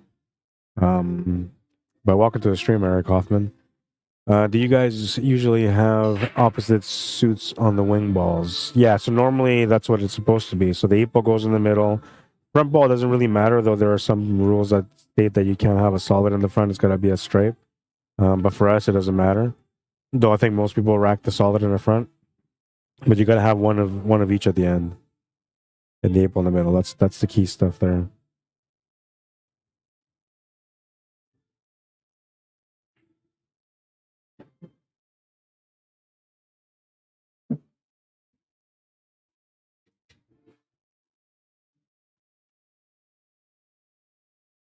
This is a good rack for him. There's a little bit of work, you know, but it allows him to kind of cue through and get the cue ball going and build up a little bit of confidence. For top level players, making shots, like difficult shots, it kind of boosts their confidence, but that's not really how they work. Most of it works on as long as they're controlling the cue ball good, then they feel more confident because they understand that whatever they're looking at, they're going to make. And they know that wherever they're aiming for with the cue ball is going exactly there. That gives them the confidence to play well. And so you can see that here, he's starting to let loose a little bit on his stroke, so he's starting to get a little bit more comfortable, which is not a good thing here for Ron Shusky. He's on the hill right now, and if he's going to let his opponent wake up on him, he might regret that goal soon. 5-3. Randy Baggett 2 away from winning this game. Ron Shusky 1 away from winning this game. Randy's break, though, so we'll see what Randy can do on this one.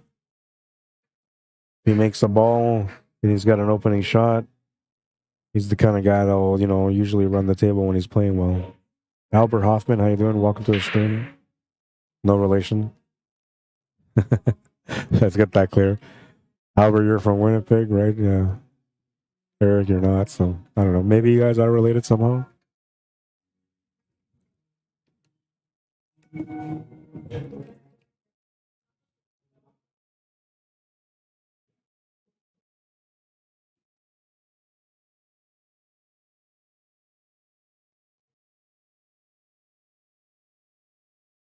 All right, moving on. Rack number 9. Randy Baggett the break, trying to get on the hill.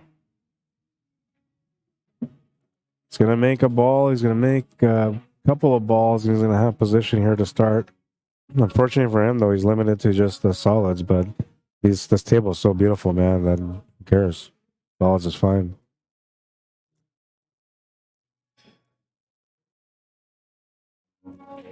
I'd rather be forced into solids than be forced into strikes, maybe, in this situation, but I can't really say that because this table is really open.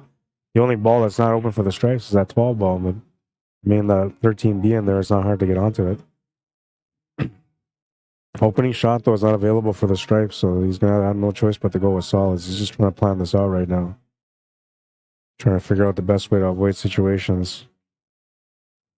Now, good players, they normally don't move things around the table, right? What I mean by that is, like, they won't run into your ball or a cluster unless they really have to.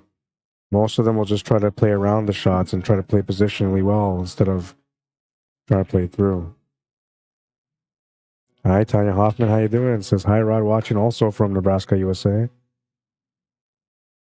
I knew you were on there. I was going to go look to see to make sure, you know. I kind of had a feeling you're on there.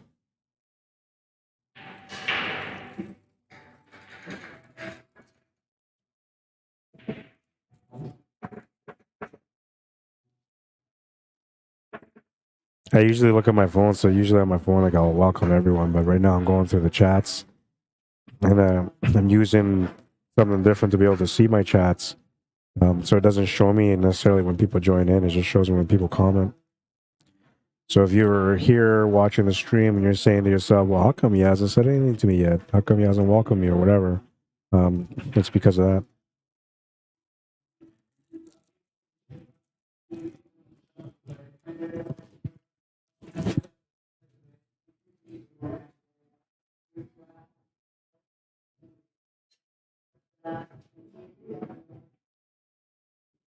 And the 12 ball was the hardest shot to get to, and he's worked out this table perfectly almost. One last shot to work out here, and it's the 12 to the side or the corner with a shape to the 8. I think the corner is probably the better choice here. I didn't mean to burp like that. Apologize. That was a testing shot for him, though, because he's missed a couple of weird shots like that, right? So that was definitely good for him. Not good for Ron Shusky, though. Oh, and he's going to miss the 8 ball. Oh, man, he's got the bug today.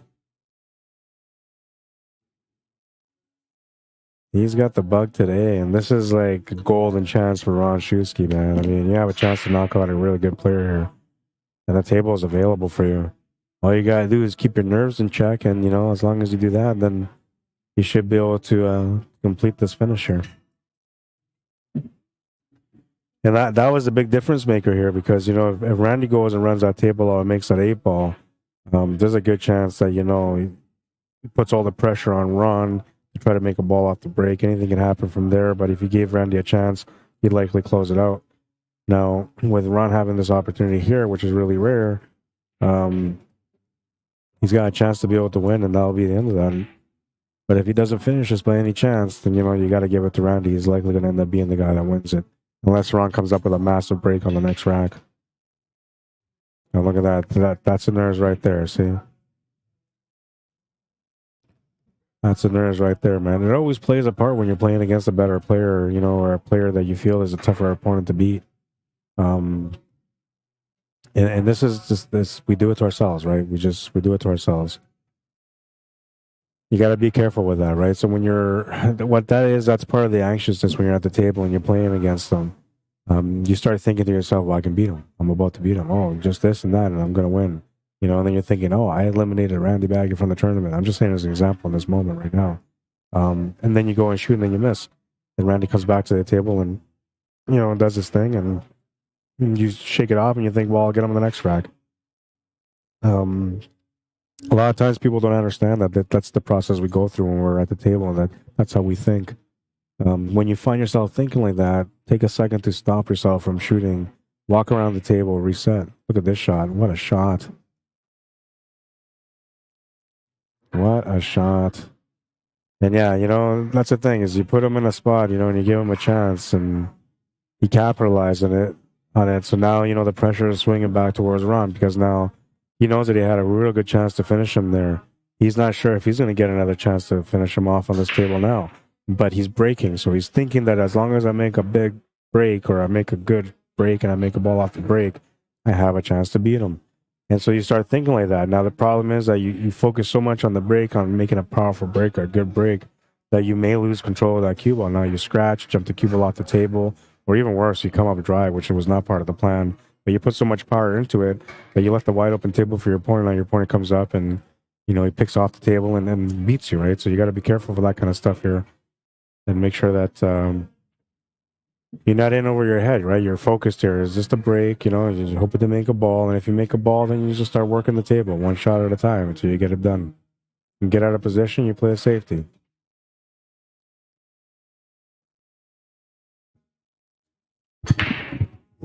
On your match? Yeah, absolutely.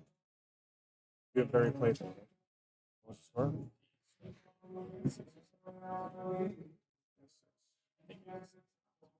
Somebody said that you should be dropped off because you can see like the experience level, comfort.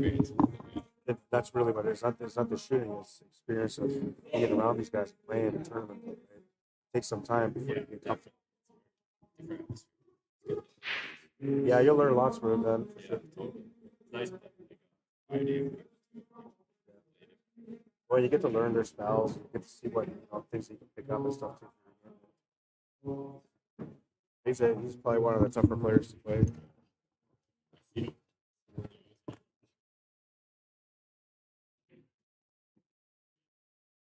Yeah, and he's smooth, man, the way he plays.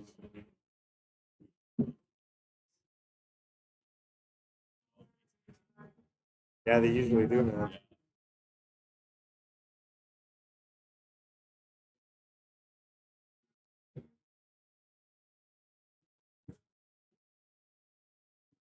That's the sort of here. I started off on this one while this match still wasn't happening, and then these guys already had 1 or 2 games in, and then these guys came to play and asked the viewers, like, do you want to watch this table or that table? This and like,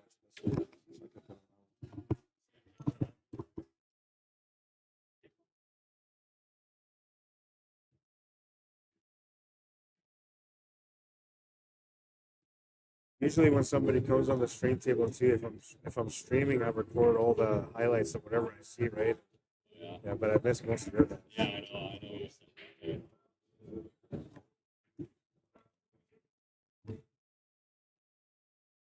Good. Yeah, man. Well, price. I brought my cue, so I'm hoping to get some opportunities to shoot a little bit later. Right on. I might take off to the gym. Yeah. Yeah. All right. There's only 17 players, man. So maybe like 9, 10. Yeah. Yeah. Yeah. The day off. Oh, good for you. Perfect day too, man. I don't know. So it's +1 outside. You know, a good day. All right. So Ron looked like he almost ran that table up, but he missed the 2-ball. And Randy will get a chance to close out. So this is the thing, you know, pressure gets to you eventually at some point. It's usually something you don't think about unless you end up kind of funny on a shot, right? Then that's when the pressure hits. He should be okay here still, Randy. He's going to push this 10 ball over to the rail, though.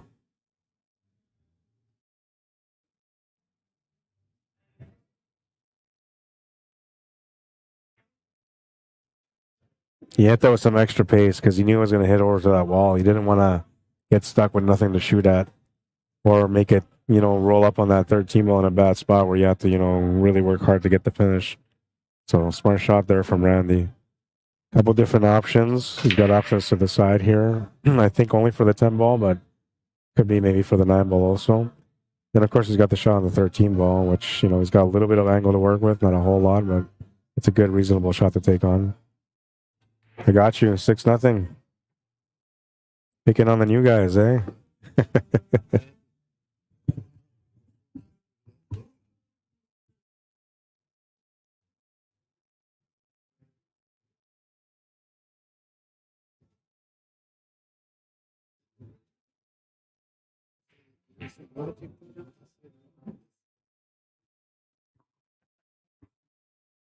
Yeah, he said you played really well, man. It's like you ran the table out, just made it look so smooth. He said. Yeah.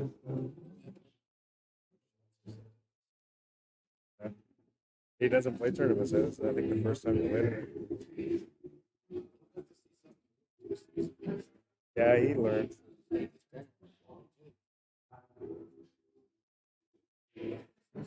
Now you got these guys going out to doing yo-yo shots.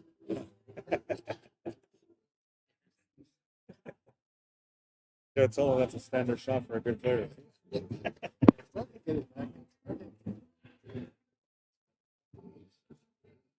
Yeah, well, you're competing lots now too, right? Playing different tournaments.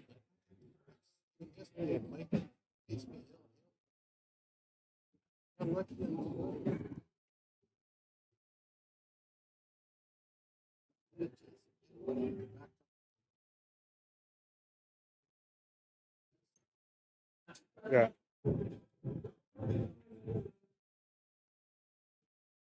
Mike's a tough player to beat too, but you know he's been on a down for a while now.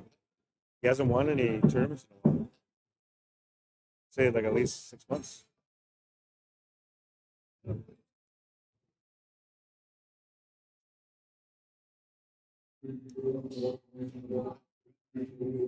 Oh, white. Yeah.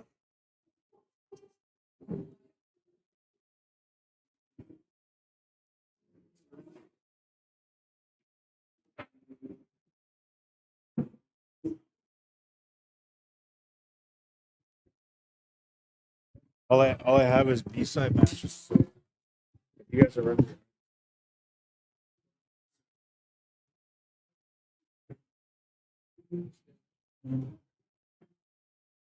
If these guys finish, maybe you guys switch over.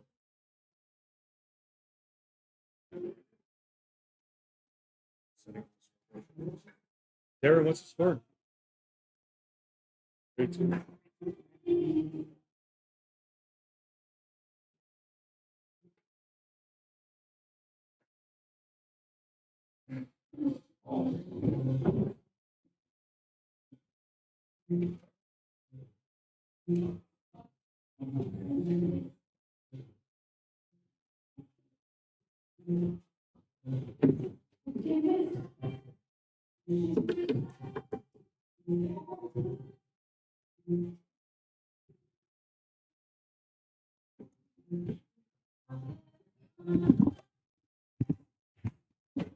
All right, so scoreboard has been updated. This is Darrin Dmyterko playing against Mickey or Mike. I don't know where that extra I came in. I'm laughing at myself because I don't know where that came from.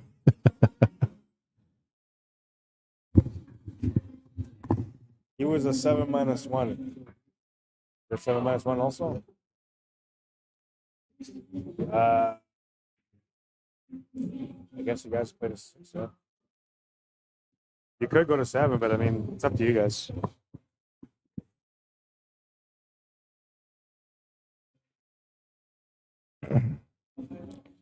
Randy Baggett and Barry McLean playing on that same side table right now, and they're racing to 6. I was going to stop the stream, but I'm just going to go and do what I got to do real quick and then just come back. Arlene, man, how you doing? Watching from Philly, but only until the kickoff.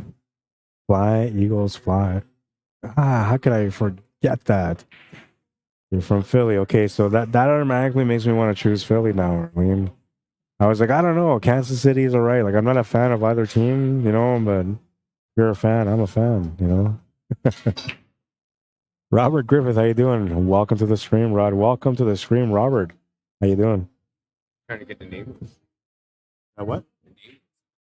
Oh, I have no idea. No, I'm You're not mixing? No, I'm just streaming, man. Oh. I stream the pool, yeah. Oh, okay. That's Looks like a killer. I know, and you know what is that? I had it one time. There was a party going here, and the girl comes over here. She's like, "Can you play some Kanye?" I was like, "What?" She's like, "Can you play some Kanye?" I was like, "Oh," I said, "I'm not a DJ." So it happens, man. Well, okay, can you tell on me? Yeah, it looks like a setup, right? It's funny. I had this guy come up to ask me what the song was I was playing on the speakers. I was like, I don't know. I'm not a DJ, man. He thought this was a DJ booth. Second time now. Third time that's happened, actually, where somebody's come up and said, hey, can you play this or whatever? Like, no, I'm not a DJ, man. And I know I look like a DJ, but no. I'm here to cover pool.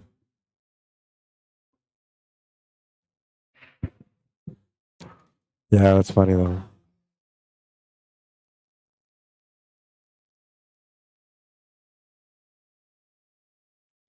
Well, man, it says break from the right side. Use low left. It goes in the side. 49th year. What's up, Ricky? You're reporting a score? Is it A side? B side? Yeah, 5-2. Waiting for an opponent.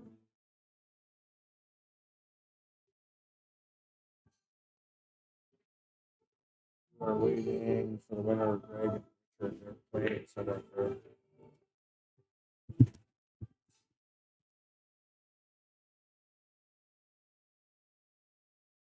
Yeah, you know, the break has been something that I've been trying to figure out for some time now. It's gotten a lot more consistent lately, and I think it's because I've been able to narrow it down. So I think the process of being better at breaking is actually kind of like how you learn to play pool at first. You can't just make shots. You know, you might put a ball that's straight or over the pocket, but you're not going to make all the difficult shots. And that's kind of how I feel about the break. Is that everybody can break, but not everybody knows how to make a break, how to make a ball off the break, how to specifically make certain balls off the break, or just how to be consistent to make a ball off the break every time. All those things, you know, take a little bit of a process.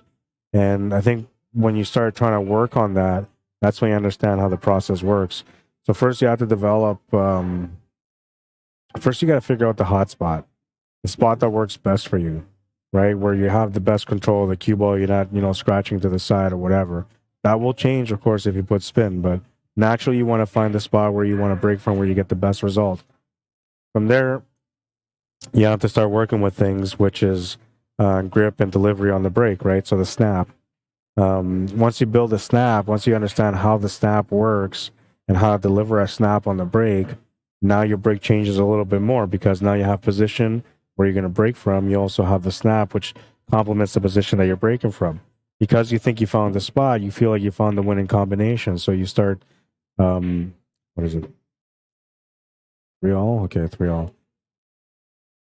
You start, you know, trying to figure out how to make it more consistent or whatever, but then you start adding spins to it, right? And that's when you really start learning, you know, if I put too much left, too much rights, too much bottoms, too much tops, the results are happening at the table, right? But when you start narrowing it down to one spot, where you're picking a spot that you're going to break from, and one speed, one snap, and then you start incorporating spin, Eventually, you'll find a way to put it all together that works where it makes sense. And then when you go to break, you're no longer trying to figure out how to break. You're going directly to where you normally break from. And then that creates more consistency. You're not always going to break and make a ball every single time unless you find the sweet spot, the really sweet spot. You know, but there's days that you come in and your snap's not there.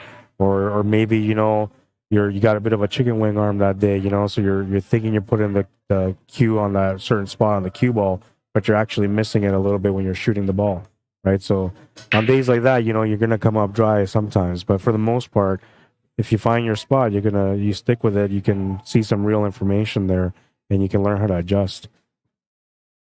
I'm starting to get better with it, and I have a break that really works, but I don't want to share it with you guys because, you know, then you guys are all gonna go out there and like copy me. And well, you know, I already got enough people trying to copy me in life. No, seriously though, it's a good break, and I'm scared that if I share this break, that everybody's gonna have like wicked breaks against me, and then it's like, well, that was the only thing that I had as an edge, right? It was my monster break.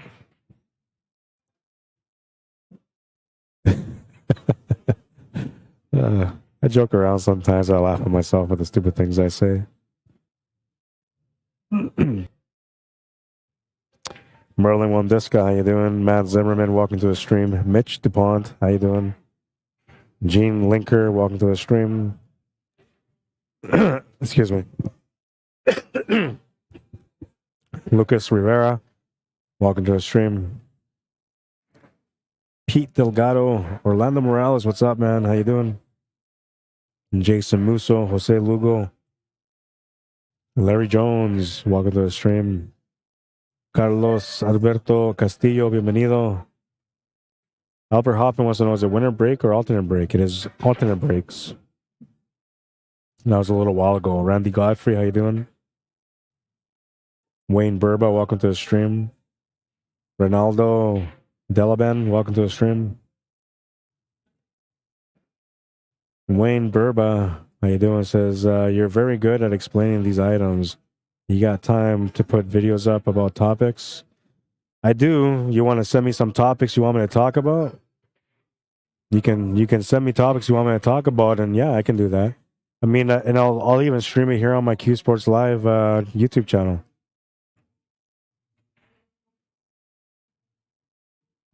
But yeah, like I don't know. I think, you know, I want to give credit to the way I am because of my left-handed nature, right? I'm a left-handed player, left-handed writer, left-handed thinking. But I don't know. I think, you know, it's a little bit more than that. My mom says when I was a little guy, I used to take things apart. Everything. I would take everything apart, and when I learned how to use like screwdrivers and stuff like that, it got even more crazier, the amount of things that I took apart. And the reason why apparently I took things apart is because I always wanted to learn how things work. And I have small memories of me being a child and me looking at things and thinking about, like, I wonder how this works and taking it apart. So I know that she's saying the truth when she tells me these things. But she says, yeah, that naturally, like all my life, since I was a kid, I've always wanted to figure how things work. And, you know, being somewhat OCD, I'm fairly thorough about my learning, right? So when it comes to teaching things, I teach how I learn, and I learn how the most difficult people have a hard time to learn because the structure of learning is not quite, it doesn't benefit them, right? Like, they know how to think, but the way they think doesn't benefit them. So the way I think is a little bit, you know, it's common sense with a little bit of structure. And so when I'm learning, I break things down individually as I'm learning whatever it is I'm learning. And then I try to understand, you know, where I'm going wrong, why. And then when I'm doing it right, I try to figure out why everything's going right now. And so I really look at the plus and the negative of everything that I'm learning. So when I teach, I'm able to explain things a little bit more thoroughly because I see it as a person that understands it really well and as a person that didn't know and had to learn. So I remember all the process, the stages of learning to be able to understand that skill or whatever it is that I'm talking about. But yeah, that's why I'm pretty good at explaining that. And, you know, maybe I had a lot of crazy ex-girlfriends, so I had to always explain myself when I was coming home late. I'm kidding. I never really had crazy girlfriends like that. Or maybe I did. I don't know. I just never came home. I'm also kidding. But yeah, if you got some topics, man, you send me some topics and I'll definitely do that. Pool related stuff or even something else. Somebody told me I should do like a blog too, you know, for discussions and stuff. And that was before I was doing a lot of stuff. Now I'm like busy, man, and like I ain't got time for no blogging, man. But I might do it every now and then. I don't know. I'm still getting tempted to do it.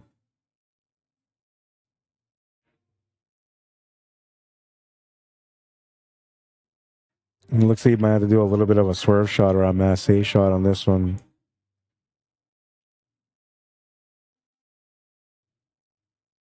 There's almost room for him to do a 2-rail kick shot on it, but that 4-ball blocks it.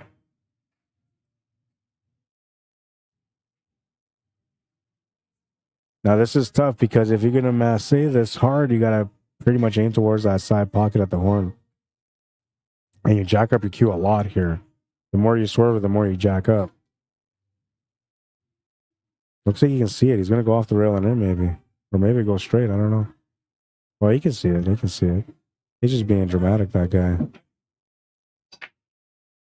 Looking for some attention, that boy. I'm kidding. 4-3, he's in the lead. I try and take a break and I can't even do that. Tyson Hodgins, how you doing? Stephen Gooden, welcome to the stream. Chip Ann, welcome to the stream.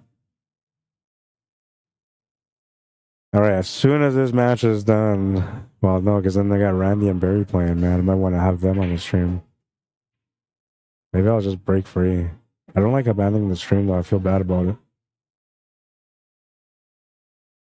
Murray Nakohu, welcome to the stream.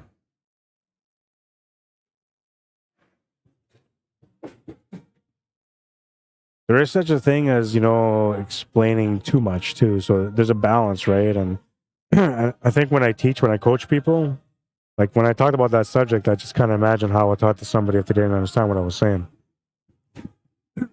But when I'm coaching someone like one-on-one, I'm teaching them how to play pool. I can see through their body language, their eyes, and everything when they're uncomfortable, when they can't figure things out.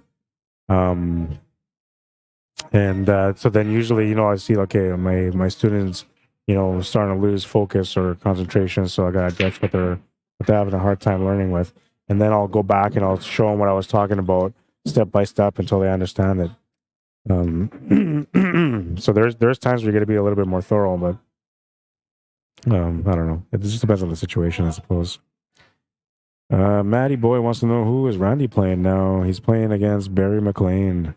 That could easily be like a championship match, A-side final match, a B-side final match.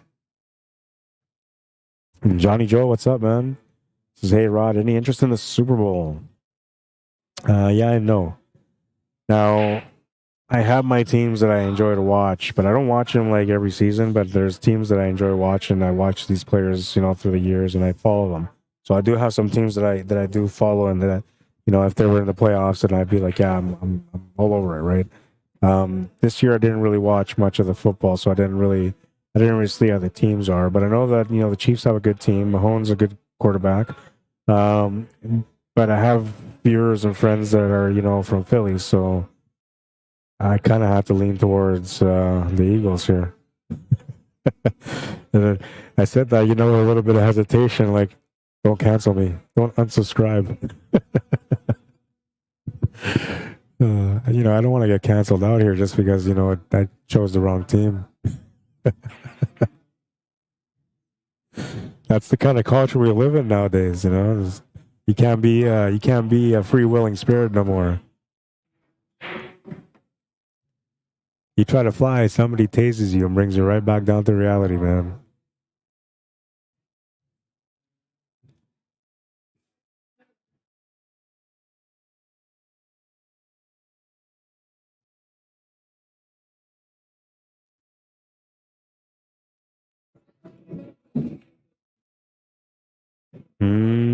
Yeah, well, it's not bad. It's not bad. It works.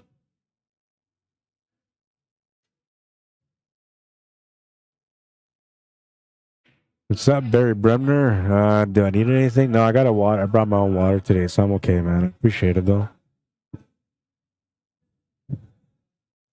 I appreciate it. Oh, you're all the way over there. Thanks, man. I appreciate it. I like that I can see now YouTube and Facebook. The only thing I don't like is that I neglect everyone when they come in. So usually I like saying hi, you're welcome, and I've been kind of neglecting everyone today. So just know it's not because I try to cancel you out or anything. It's because I got this chat thing going on here, so now I see the chats on my screen on my computer, where before I wasn't able to do that. So. But it doesn't tell me when somebody tunes in and when somebody joins, right? So that's a downside to this thing. I gotta look into some more details and try to figure out how it all works so it works better for me.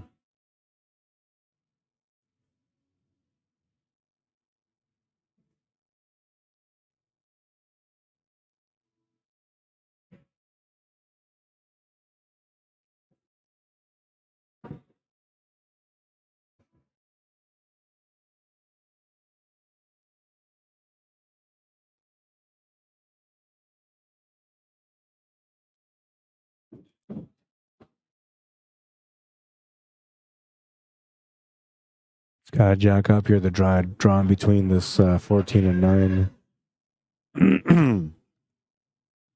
Oh wait, I was talking wrong because there was no pocket for that 7 ball anyway. So I didn't even see that 15. Not paying attention.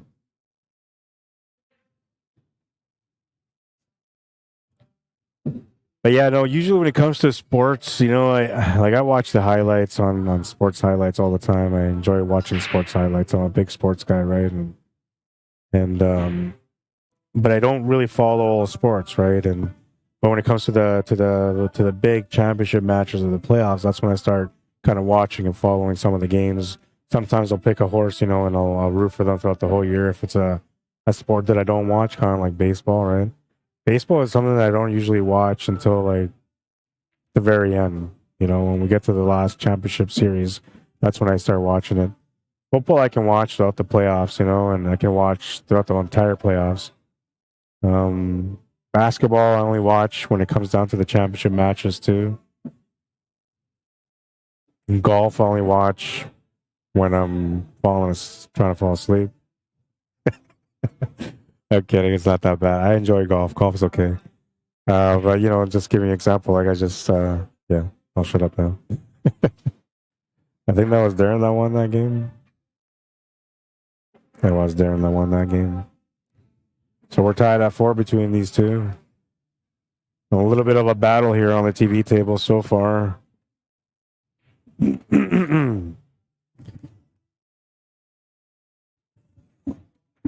Tony Wallace, how you doing? And Grant Henderson. William Anderson, what's up, bro? Alan Meadows, welcome to the stream.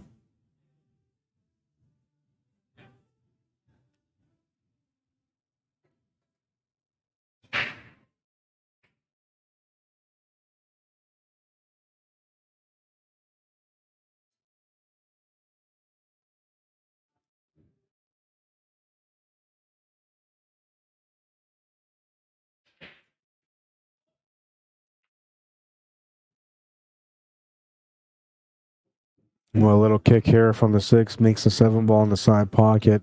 I'll have a turn on this table. Doesn't look like he's got any options for solids except for the 6 ball, so he might just end up having to take these stripes, which the stripes don't look that great either, but, they're better than the solids just slightly. The only thing here is that you kind of want to take this 11 to the side so you can try to break out that 12 ball, but I think that 6 ball's in the way. So if you take this to the corner, now you have to draw back a little bit to try to get a breakout angle on that 10 ball for that 14 or whatever that is that's at the bottom. I think that is the 14 that's right next to it. Yeah, so because you had to draw and get that angle, that made that shot missable. All right, I forgot to get to that, but that's what I was trying to get to. Harry Deer, how you doing? Welcome to the stream.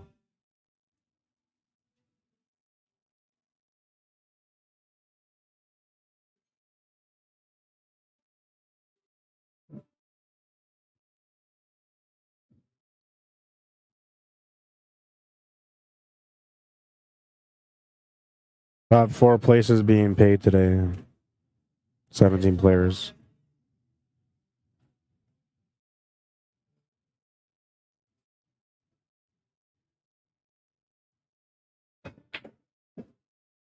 Try to get the breakout. He just missed it. And now the worst thing about that is that was the only ball available for him to be able to get that breakout down there. Now he's got to work it from the top back down. That makes things a lot harder. Especially when the pockets are very limited at the top of the table. At this point, the only way I'm making those 2 balls if I'm trying to crash into that area with the 1 and the 5 is... Well, I guess you can try to play through. You can try to make this 1 ball to the right side middle pocket here where that 10 ball is. From there, you can maybe peg off that 6 and draw back for that 5. Kerry Deer says, good afternoon, Ron. How you doing, Kerry? Good afternoon, man.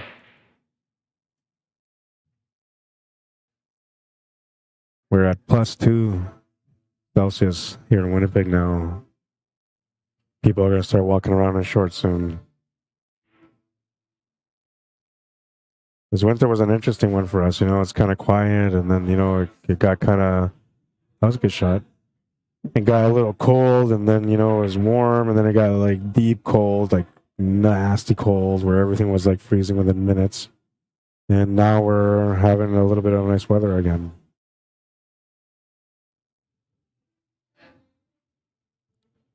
Spring's around the corner, though, and so is summer. You can kind of smell it in the air already. For pool players, usually spring means playoffs. Playoffs are around the corner. We worked that 5 ball good. He's made that 6 ball. And now he's got an angle here to get that breakout on that 4.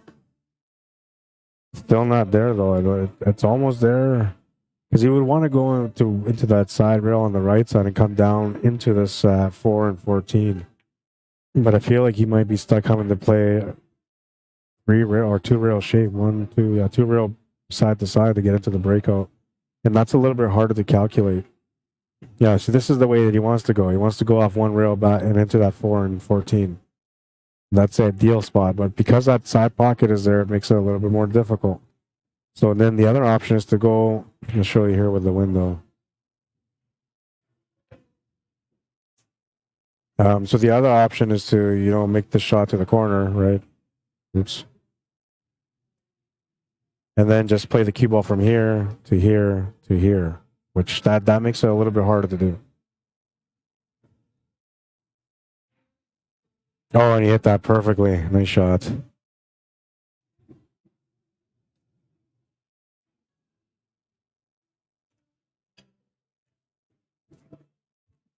And one more shot to come up here on this one.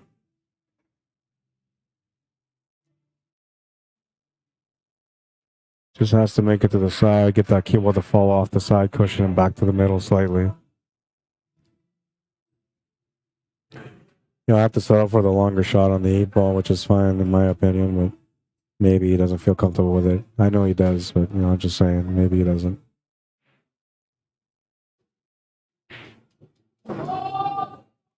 What makes this difficult is the choice on whether you cut this to the side or if you bank this to the side, but I think you just cut this to the side. It's a little bit more difficult of a shot, I feel, but the control on the cue ball is going to be perfect for the 8 ball. And if you bang sided, you could still do that, but then you have to compensate and add some extra topspin to be able to come off the cushion with the proper angle.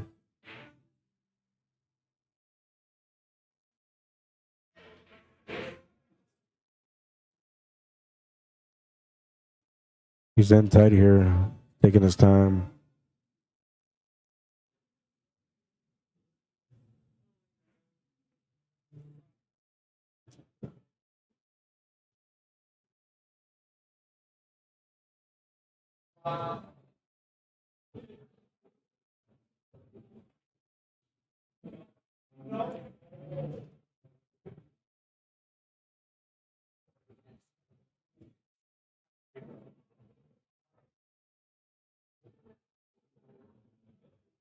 Looks like he's changed his mind. He's going to go with the bank side now.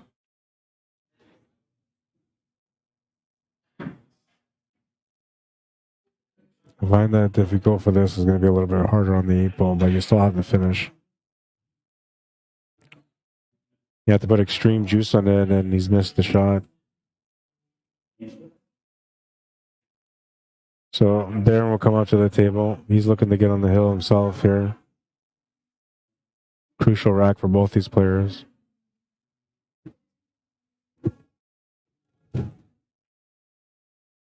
Oh, and he's going to miss it. Now, that could have been worse had he scratched, but he didn't scratch. And that's going to be the savior here for him because he's left nothing for Mike to shoot at. Just a long jump shot with a shot to nowhere, really, because cutting that 4-ball with a jump shot from there will require some extreme precision and perfect timing. He's going to grab his jumper, though, and he's going to take an attempt at it. Now, if he makes this jump, that's going to be, first of all, one of the most beautiful shots I've seen so far. But it's going to give him the shot for the finish. Oh, he's going this way. Well, that's a little bit different. Now, this will be something special. To be able to jump and make a bank corner, almost a cross bank corner, you know, that requires a little bit extra.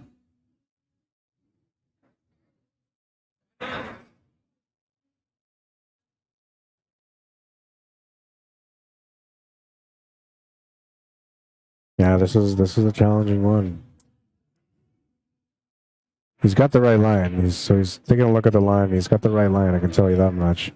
But to get that perfect contact from the jump shot, to be able to make this happen, that's you might as well just be a scientist, man, working on chemicals, because you know there's going to be perfection required for it. You make the attempt, it'll jump off the table, and look at this. The 8-ball went in the corner, not the way you wanted it to go. Unfortunately for him. So Darrin will get on the hill. I thought once he made the shot on the 5 that he'd solved everything here. He was going to get out. But at the end, the table messed with him enough, and the turnover at the end costed him a rack. And he's breaking next in rack number 10. If he's feeling any bit of a frustration right now, he's going to take a shot at hammering this break as hard as he can.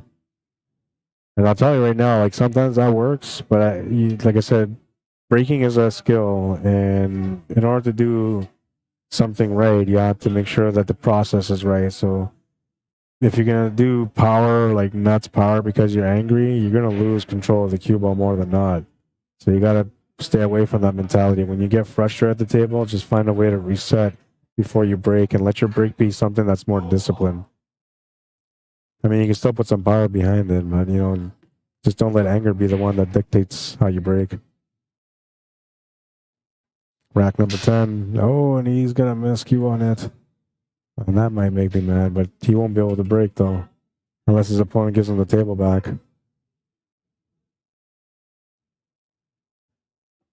Darrin is gone to get water, or maybe to the bathroom. He'll be right back. We're waiting on him.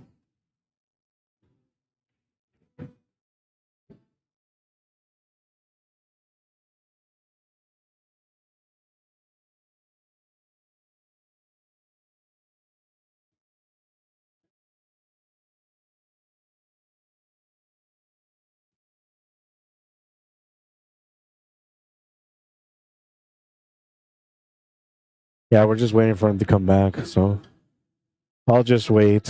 In the meantime, if you guys are in the market for some nice gear, check out the Salado Jam Up collaboration.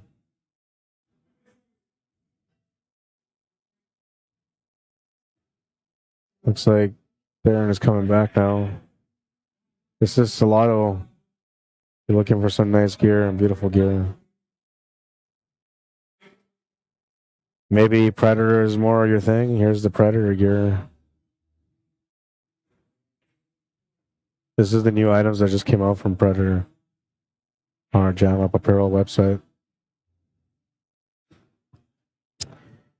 All right, so let's start this off here.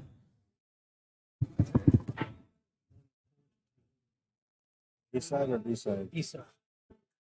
All right. So you got a match right away too. 4-2? Yeah.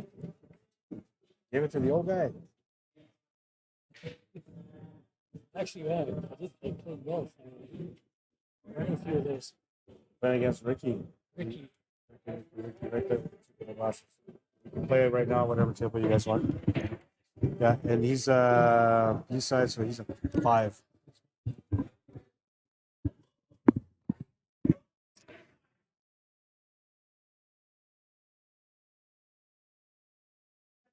Okay, that's all set up properly.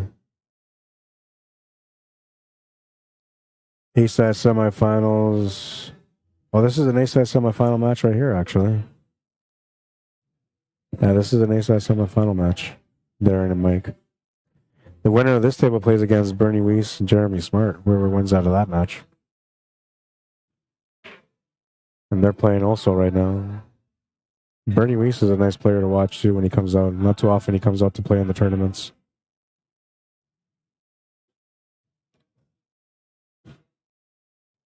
Nicholas Heiser, welcome to the stream. Sean Strahan. Doug McEwen. By the way, Doug, I never got a reply, man. I never got a reply, so I was going to message you today or tomorrow to let you know the story, but I never got a reply, so I could never really get an answer for you.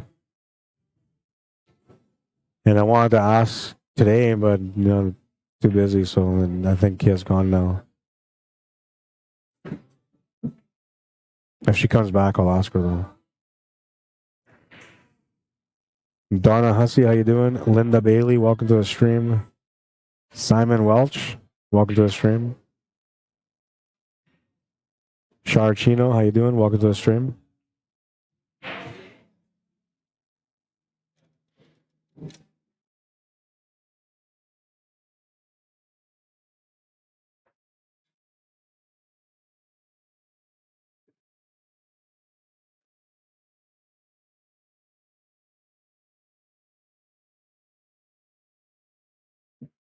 It's got a not bad table here. There's a bit of a problem area right where that 11, 13, and 14 are, but once he gets into that 13, for example, that will open up everything there. If he can get behind that 14 to make it in the bottom right corner, then he'll have the option to be able to open up things from that angle also.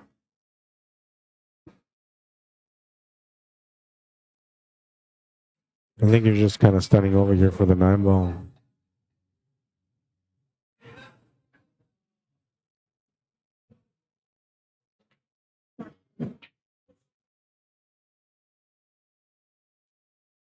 I'd open things up a little bit more, but the table is still a bit of a puzzle for him. Still has the shot on the 9 ball. He's got a little bit of angle here too if he wants to try to break things out from there, but because he's against the rail like he is or close to it, it creates more throw on the shot. So he's got to be a little bit careful. Not so much throw, but deflection, I guess that's what I'm trying to get at. So when you try to do a breakout from this angle on a shot like that, when you're against the rail and you're trying to put some extra power, it makes it extremely forcible and more missable. You got to be careful here. The only way to make it is by reducing the spin a little bit. He's done a great job there on getting that shot out. He's got a shot on the 14 ball too, so this worked out mint.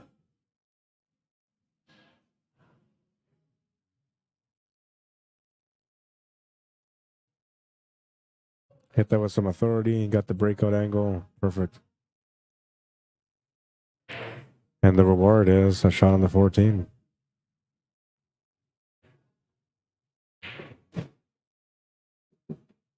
$11 ball is going to have to be the finish ball. Position here on the 13 is going to have to be perfect for him to get back down for that 11.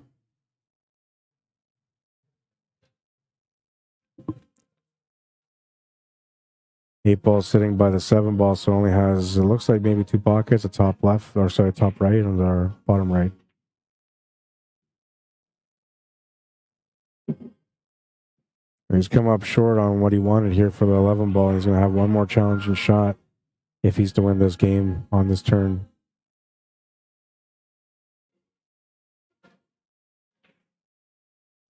Just missed the bank, and look at the perfect shape that he had for the 8 ball. A great, great attempt.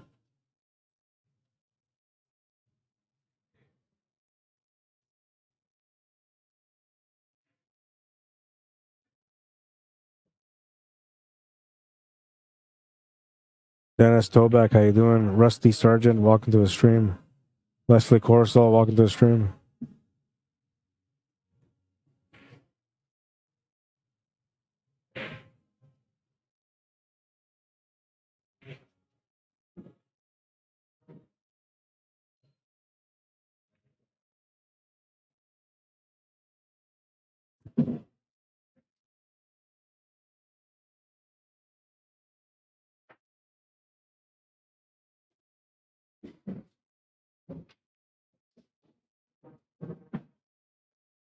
Stun's over for the 7 ball.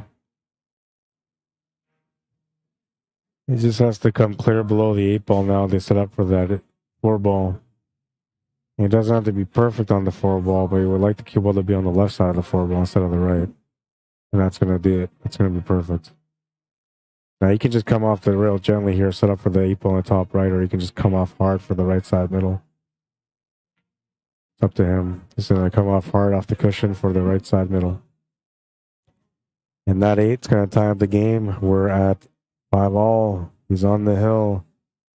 And we got our first hill matchup of the day. Or no, maybe not. That was it. I don't know. I got a score of... Okay, it was 5-4 the other way, maybe? I don't know. What happened there? I thought you guys were at 5-4. So what was the score? 6-4 for Mike? Oh, okay. So I had the wrong score. Yeah, so I had the wrong score. So Mike won. It was 6-4. Somewhere, at some point, you know, I lost track of the score. 6-4. So Mike Vertour will win that match. He's waiting for the winner, Bernie Weiss and Jeremy Smart. Those guys are having a showdown right now. Darrin Dmyterko will go to the B side. He waits the winner of Randy Baggett and Barry McLean, which is in progress right now. I'll take my break before I stop. I'll let you guys watch these guys. They're at 4-3, I think, or 5-3. And I'll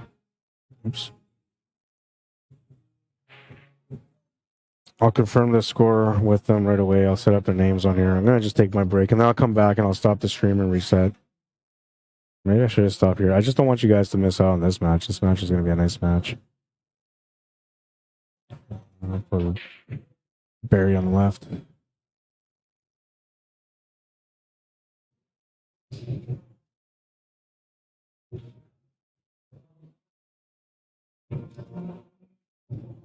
These guys are racing the 6. They're even.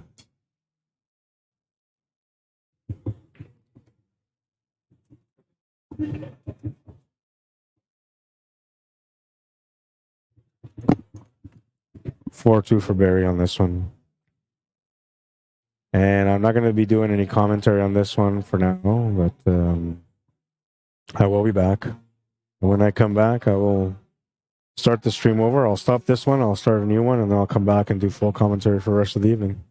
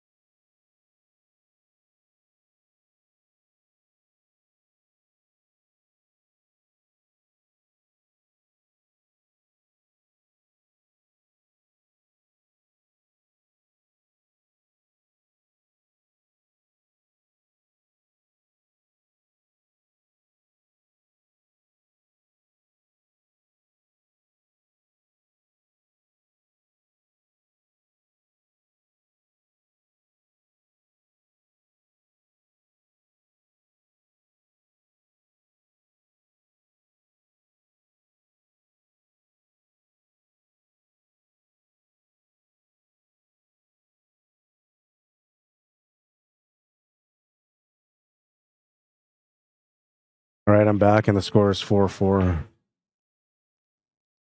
Looks like I came back just in time.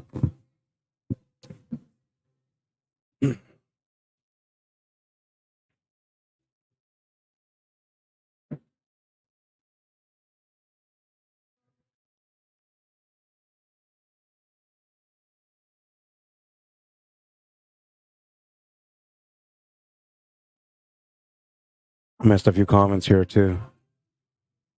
Let's see.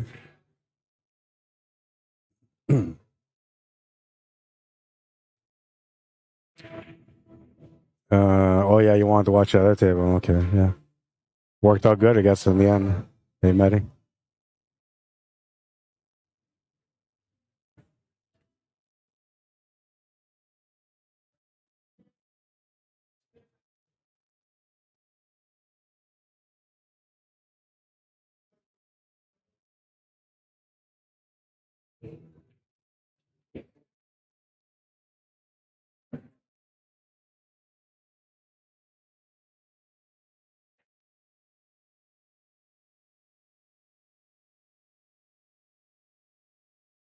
Nice smooth shot there on that 13. Can just stand up to the right here for the 8. What's that? Is that a C? Oh, I don't know. I don't have that on. No, well.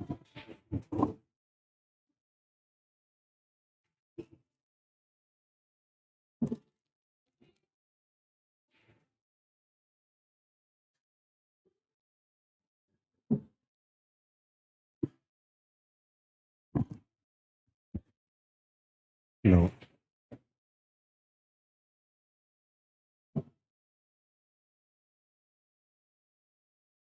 I have one, Randy, but it's different shaped. It's different shape. That's like circle.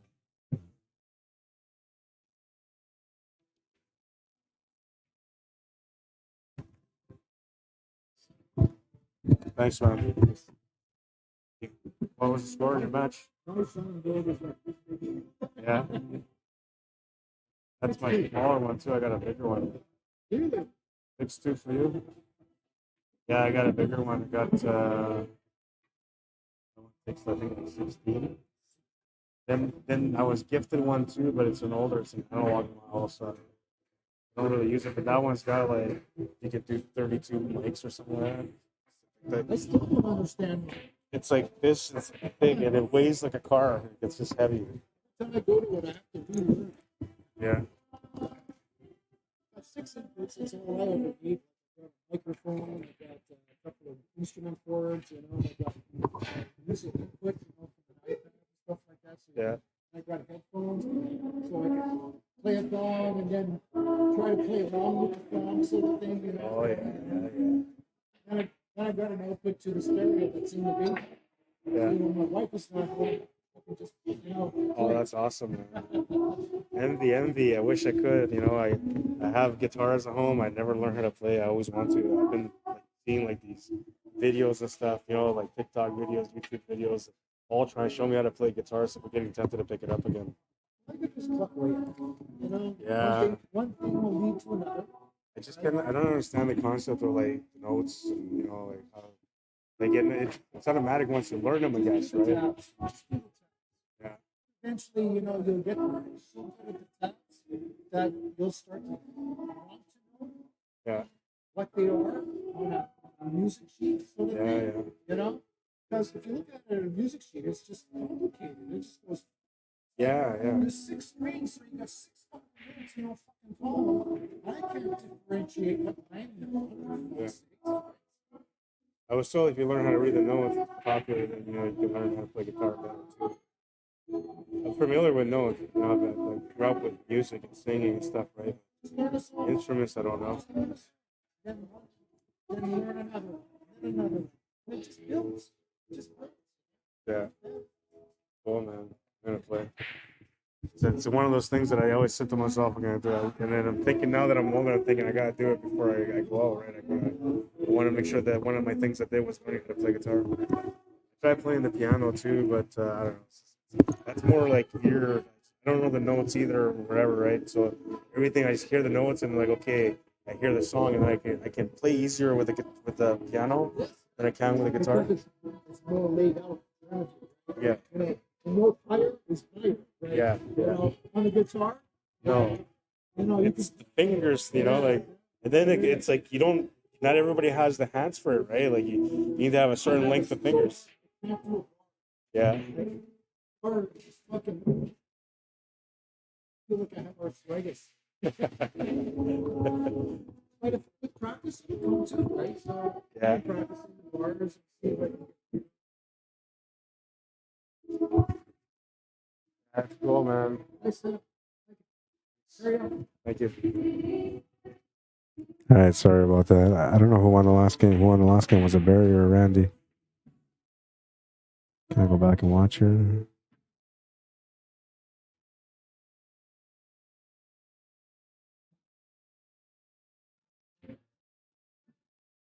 Talking to one of the players that came up here to talk to me. So that he's a guitar player, and I'm telling him like I just want to learn, I want to play. It's just one of those things, right? And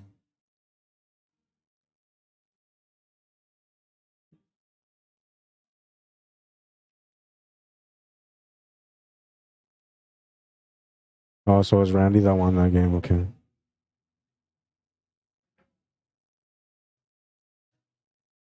It's 5-4 for Randy.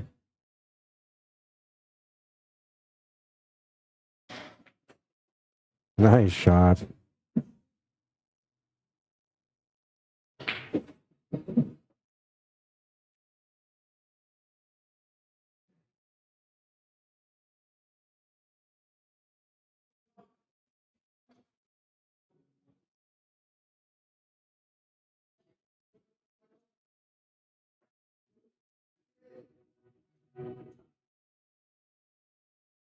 Have to go off the rail and in to make the 7 ball. It comes up short.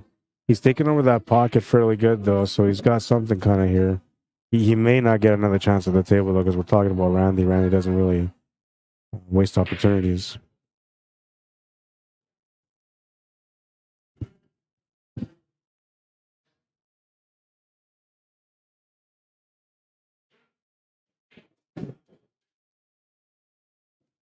So one of the things for him to be able to get out here is to try to deal with this 12 and 15 ball.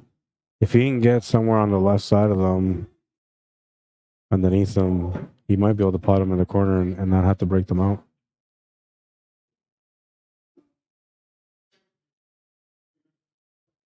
And it looks like both the 15 goes past the 12. So I'm talking about on our screen right now on the right side, that corner pocket.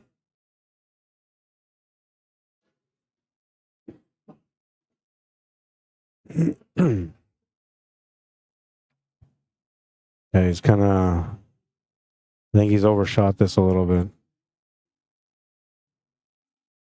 He can still try to cut this to the side if he wants to, but now he's going to be running towards that 8 ball, so it's not worth it. Left-handed player would not take the 13 ball. Right-handed player might. But I don't think it's worth it for him to take that either. He's going to go to the side. I thought he was going to run to the 8 ball. He just avoided it. Got perfect up there for that 12.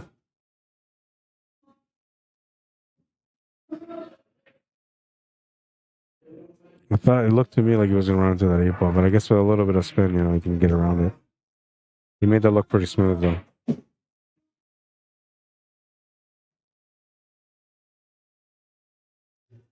If he's straight on that 15 to the side would be ideal, because then he can just make that 12 ball and be out. If not, he's going to have to make that 12 and draw back here for the 15 ball.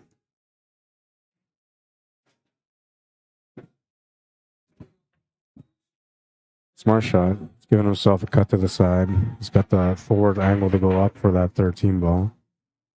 Keeping the work a little bit more simple on this shot.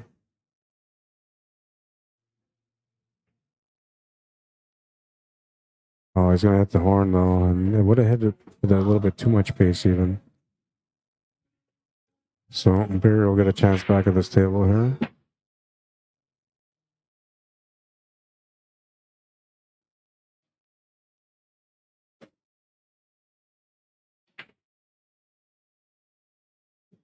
Nice smooth shot on that one. One ball's pushed up and kind of made a bit of a mess, but I think he still sees the 7 ball. He's gonna have to just draw into this 5. It's gonna split the 5 and the 6. That worked out okay though. He's got the shot on the 6 ball. I wonder if he meant to play it that heavy. I guess he was setting up for the 1 ball if that's the case. But I thought if he's setting up for the 2 ball, he might want to hit that a little bit lighter than the way he hit it. Still a makeable shot, can still play shape. And that's exactly what he's going to do here.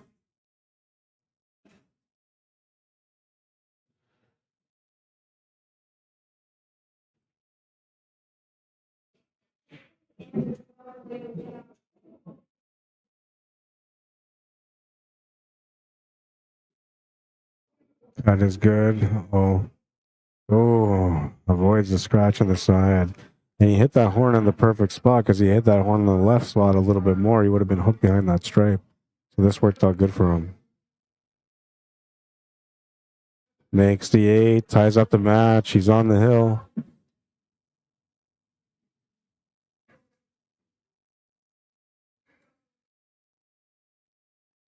Down to the last rack. 10 games in, and we got an even score. Bear McLean the break.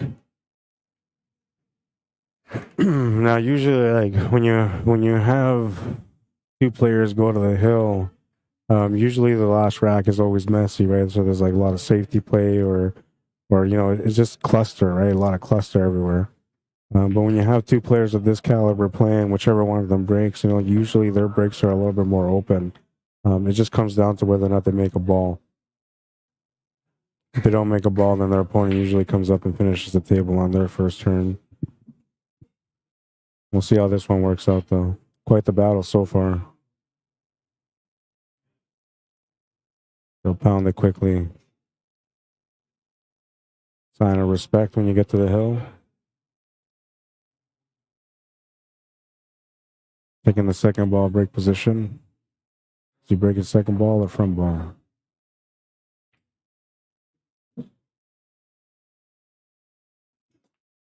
One front ball. Smash and break. Makes the ball, at least it sound like he made a ball. And like I said, these guys, when they break, they have some monster breaks.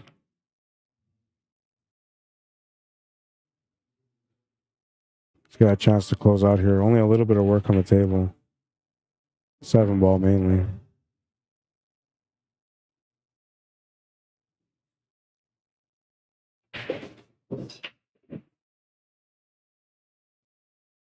Almost got up there perfectly to set up for the 5 to get above this 7 ball. He might still be able to just break this out. Maybe just bump it off the rail. He was trying to open it up for the corner. He might have to shoot it to the opposite corner instead. If so, he'll just draw off the cushion gently. Set up for the 2 ball next.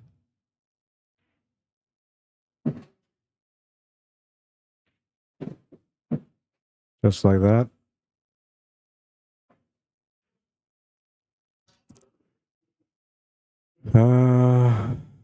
That's the 8 ball. Okay. I guess you got no choice but to take that. You could try to back cut this 4 ball, I guess, but I don't think that will work. So you gotta take the 2 ball still. You should be able to miss the 1 ball and just come back across and then take the 4 ball next. Or he's gonna draw back instead. That works too. Going the way I was thinking was kind of playing with the pocket and the side pocket, but I still felt like my way was safe. But he made his shot, well executed shot. A little bit of angle here on the 5. Needs to find the finish on the 1. Looks like he's figured out what he wants to shoot at.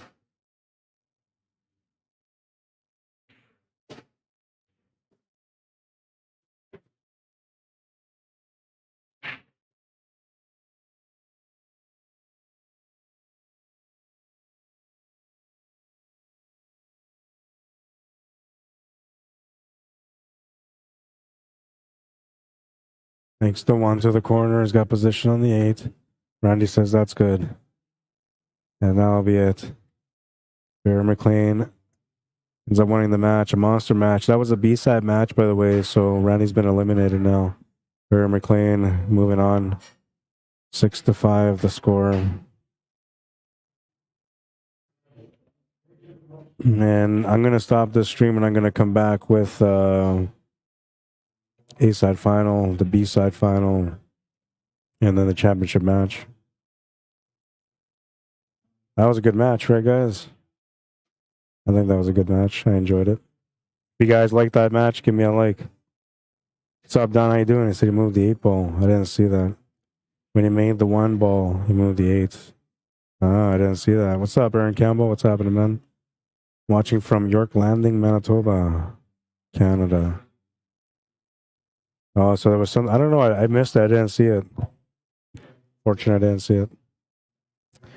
All right. So let's see. Barry McLean, Darrin, Dmyterko are going to be playing next. That might be a match that comes up on the stream. Play against Darrin next. You guys can play right now. Fine.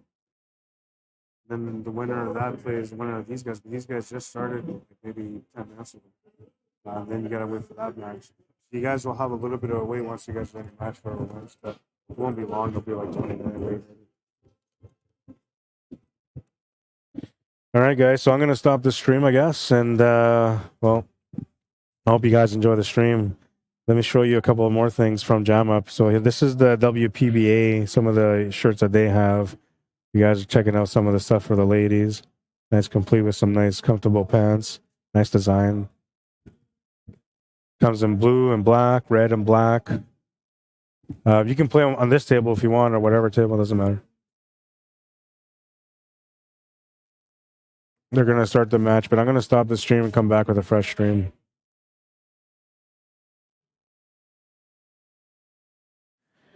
All right, and if you guys are looking for anything from Jam Up, you can message me, let me know, rod@jamupapparel.com. Any questions you got on any of the designs or maybe, you know, shipping times, whatever, let me know and contact me there and I'll get back to you.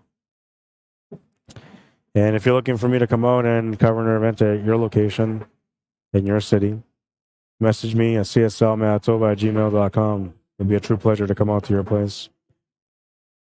And for those of you that don't know how to find me, you can check me out on YouTube now under Rod Arriagada /CSL Manitoba. Make sure to subscribe, support a guy. And I guess that's it. What's the last highlight? I don't know. Let's check out the last highlight. Perfect shave from Randy. That was it. Didn't end up winning the match, though. Came up short. And the pool wisdom, the more you sweat in practice, the less you'll bleed in battle. Get to those tables to become the champion within. Your time is coming, but not until you get to those tables, you start working on yourself, man. You know, it takes a lot of effort to get up and get out there and just to put in the time. But the more time you put in, the less effort it becomes. And then the more confident you become at the table, too. Before you know it, you're winning tournaments all the time, and you find yourself being the champion within. I hope you guys enjoy the stream. If you guys want to add me or follow me on Facebook, you can. You know my name, Rod Arriagada. And I just showed you guys my YouTube account there. If you guys want to subscribe to my YouTube channel, you can as well. There'll be some things that I put on there that I don't usually stream on Facebook, but I will stream it on my own personal page. So, you know, it's kind of worth it to subscribe to the channel. You'll see different things on there. And yeah, that's why I put the name Rod Arriagada in front instead of putting CSL Manitoba /Rod Arriagada. Because then it would have been like a CSL Manitoba page, but this one is mine. Anyways, I'm going to reset this stream. These guys are starting this match right now. When I come back, it's going to be Barry McLean, then Dmyterko. They're playing in the B-side quarterfinal or semifinal. And I'll be right back, you know, 5-7 minutes, whatever it takes to reset the stream real quick. And then, what's that in the game to make it hill and check out the replay run? Oh, okay, I'll check it out, Don. I will. All right, guys. Yeah, I'll be right back with another stream shortly. Thanks for watching.